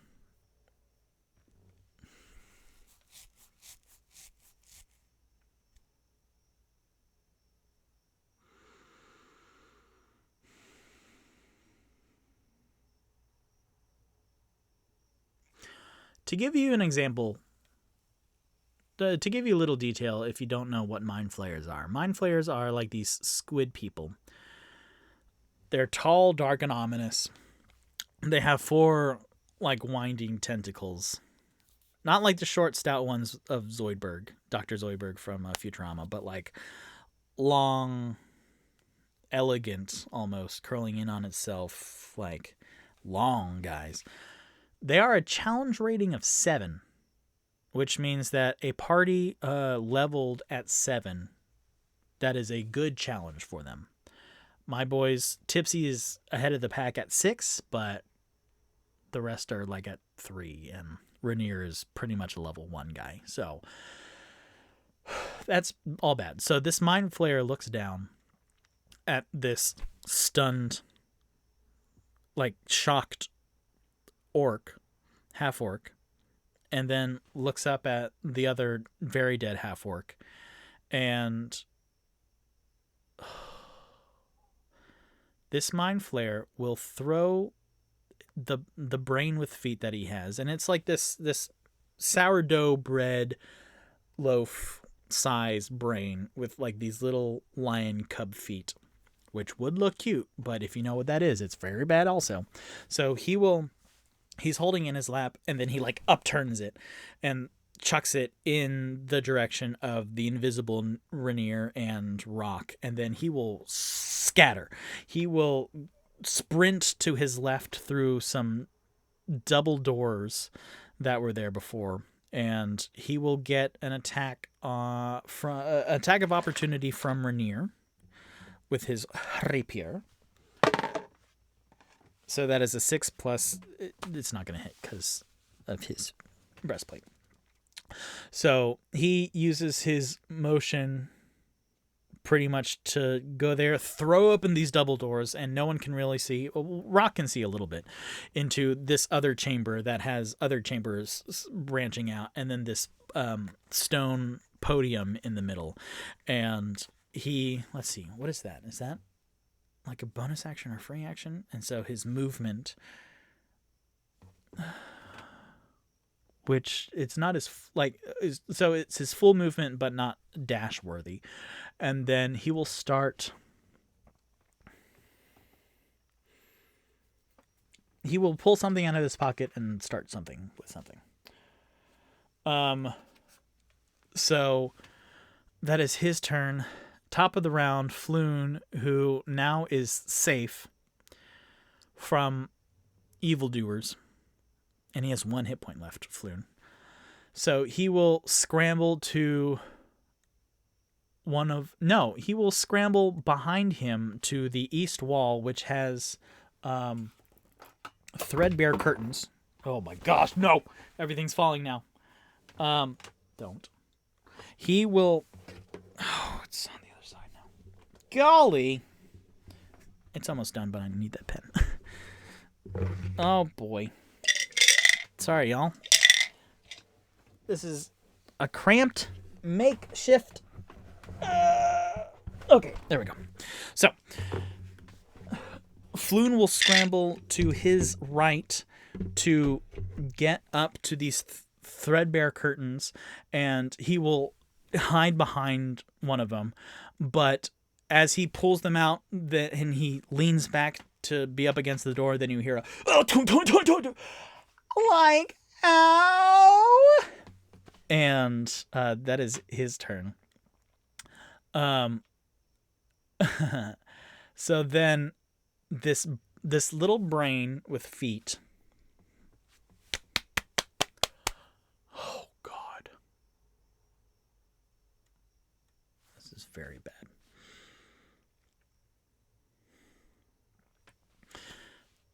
Goes up to Rock, the only target he can see, and then will have multi-attack. One, he will use his cute little lion paws, which are like the big paws compared, like when you see like a really small like dog that's gonna be a big dog, and he's got these really big paws like that, or like a Maine Coon cat kitten before he gets real big. So he will slash at Rock with his claws, which will not be fucking good.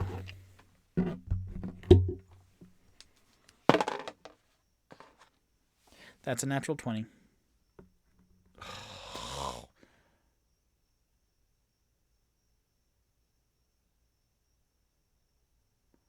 Shit. The half-orc wizard was a half-orc, so he would have relentless endurance. But since it took him to negative 18... Oh, boy. I mean, we're almost at 9 o'clock, so it's fine. I'll get it down eventually. No, I won't. A natural 20. Oh, God, no.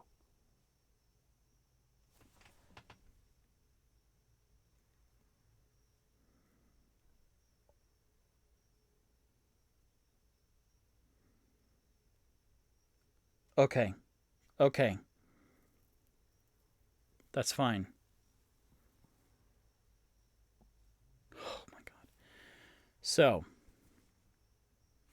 he hits natural 20 with the claws. So I will roll 2d4 plus 2 right now.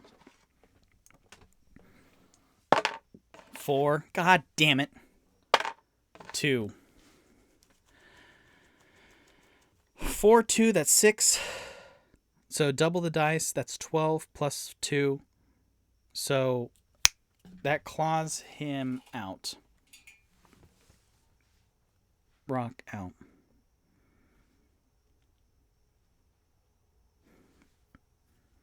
$16. No. 6 plus 2, that's... Okay, so 14. Rock.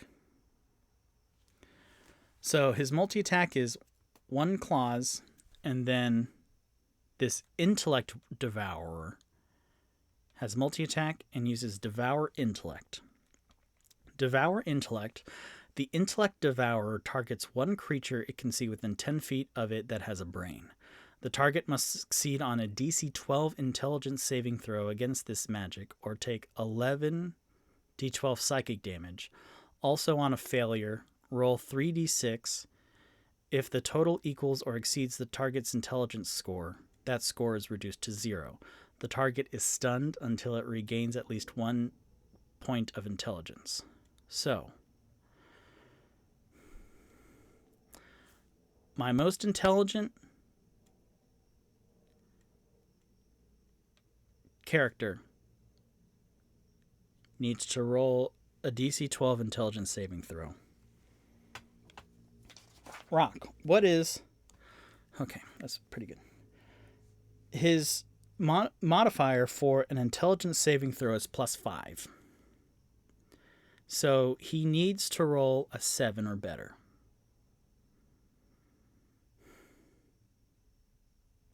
He needs to roll a 7 or better. That's fine. That's fine. Story, narrative, everything's fine. This isn't one of the worst things that could happen.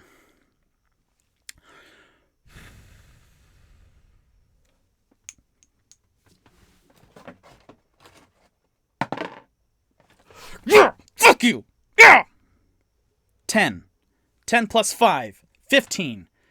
Even though he's down, even though he's 2 points away from flat out dying, Rock, my half-orc wizard, rolled a 15 intelligence saving throw. He does not get his intellect devoured by an intellect devourer, this deceivingly cute beastie. Fuck yeah, thank you. Thank you, narrative. Fuck, I was very upset. This is the worst. Rock cannot just dive headfirst into action. He needs to be like that bandaged bandit and just keep back, because fuck! Okay, sorry, I don't mean to curse, but fuck! Okay, that is the intellect devourer's turn. Tipsy's turn. Tipsy... Oh? Okay. Cool. Great. Oh, fuck off. So, he sees Onyx come up and just straight up kill the, head bandit.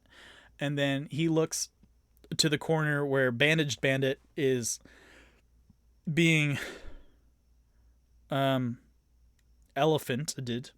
And then he goes, okay, both of those will be taken care of. Well, that will be taken care of soon. And then he turns around and sees this vignette of. Well, no, he doesn't even see it. He just sees rock crumbled up on the ground. That's all he sees. He turns around and that's all he sees because Floon is through a curtain and the double doors are open so he doesn't see the mind flare. And he sees a intellect devourer though. So he goes, nope, not on my watch. And so he will run up and he has a health potion, which he did not use in the last episode, which is great. So he will do the cool, like he'll run and in his shit stained, but his 80s ski jacket, he will run and then like fall onto his knees and then slide the rest of the way to Rock. And he goes, come on, buddy. Whoa. And then he goes, ah, to the brain. And then he opens Rock's mouth and then pours down the health potion and then like close Rock's jaw in order to pump him full of 2d6 health potion. Oh my God, Rock. Don't fuck me like that, bro. So with a 5 and a 1, a 6, then Rock goes, I need to stop doing that. And then Victor says, yeah, you do. So Rock is back up to 6. He has gone unconscious 3 times since he woke up today. God, Rock. So Tipsy goes, Hattie. And then next is the bandaged human bandit. I know it's 9:04, but I'm going to finish this off because I will like frizzle out. So the human bandit who's now cornered, who just got gorged, by Toot Toot, he looks around and goes, because he saw his friend get completely smashed up to bits. And then, he sees the mind flare straight up running and the intellect devourer, who this human bandit knows that intellect devourer is no good either. So he goes, and then like he falls on his knees, and then he will do like just a charisma check to like, please stop hurting me. Oh, that 10, man. That 10. 18 plus 0 charisma. So, like, he's not goofing. He's like, please don't hurt me. Who Rainier is next, and Rainier, who is invisible. Let's see what invisibility does again, because I just want to make sure. Cool. Well, technically, since invisibility is concentration, which I forgot. I just want to make sure it's in my notes, though. So it's just human error instead of...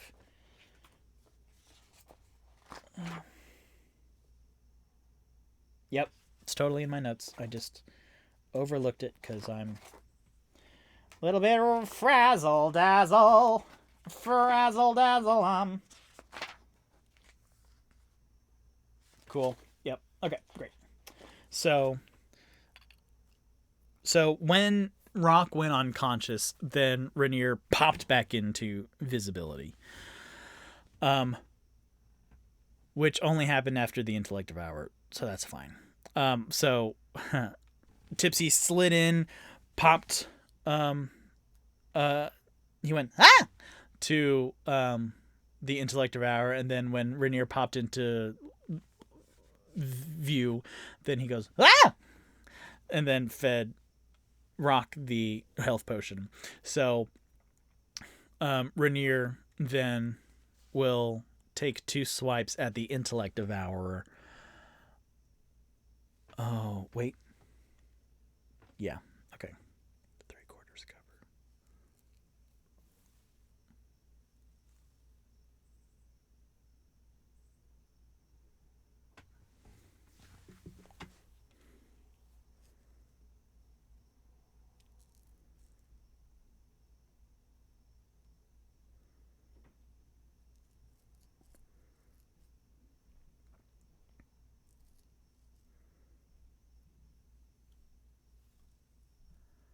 Rainier's going to try something funky.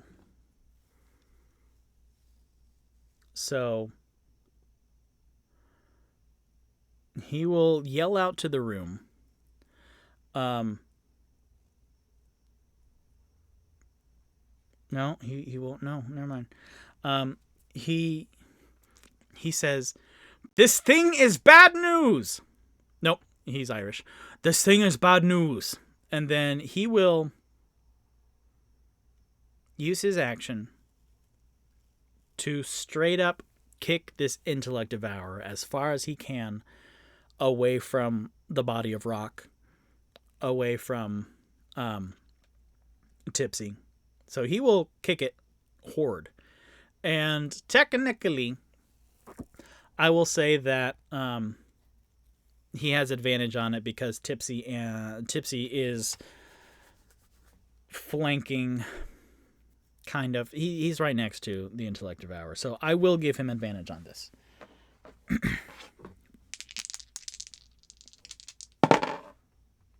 Great. So a 16 plus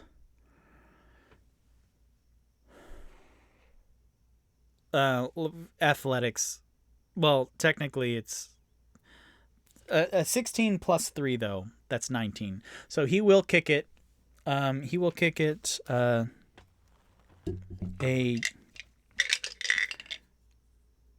D12. Let's see how far. Yeah. So I will roll a D12 and a D8 to see how far he kicks it.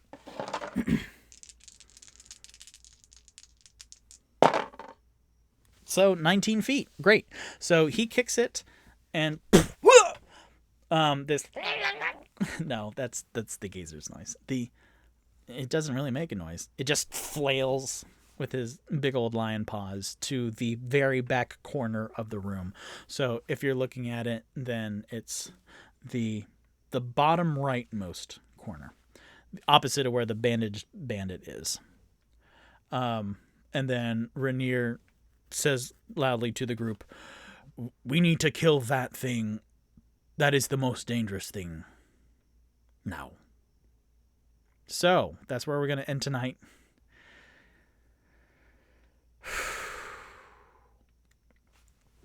Golly. This one's going to be a hard one to watch tomorrow.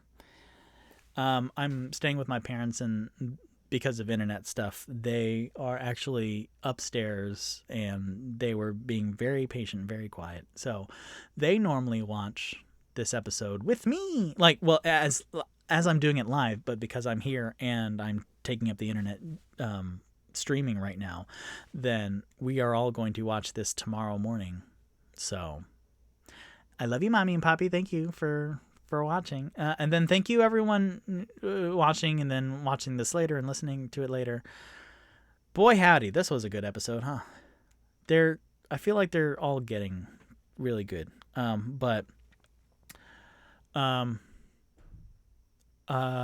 we're getting to the end. And I think Rock was the last one to... Yeah. Sorry. Oh, I'm just frazzled. Rock is now the one who's going to bid you goodnight. So I am unconscious for the third time. Victor, I promise it will be the last for a while. I will try and get better armor and more health points. I don't know how to do that, but I will try. Good night. Sleep tight. Don't let the intellect devourers devour your intellect.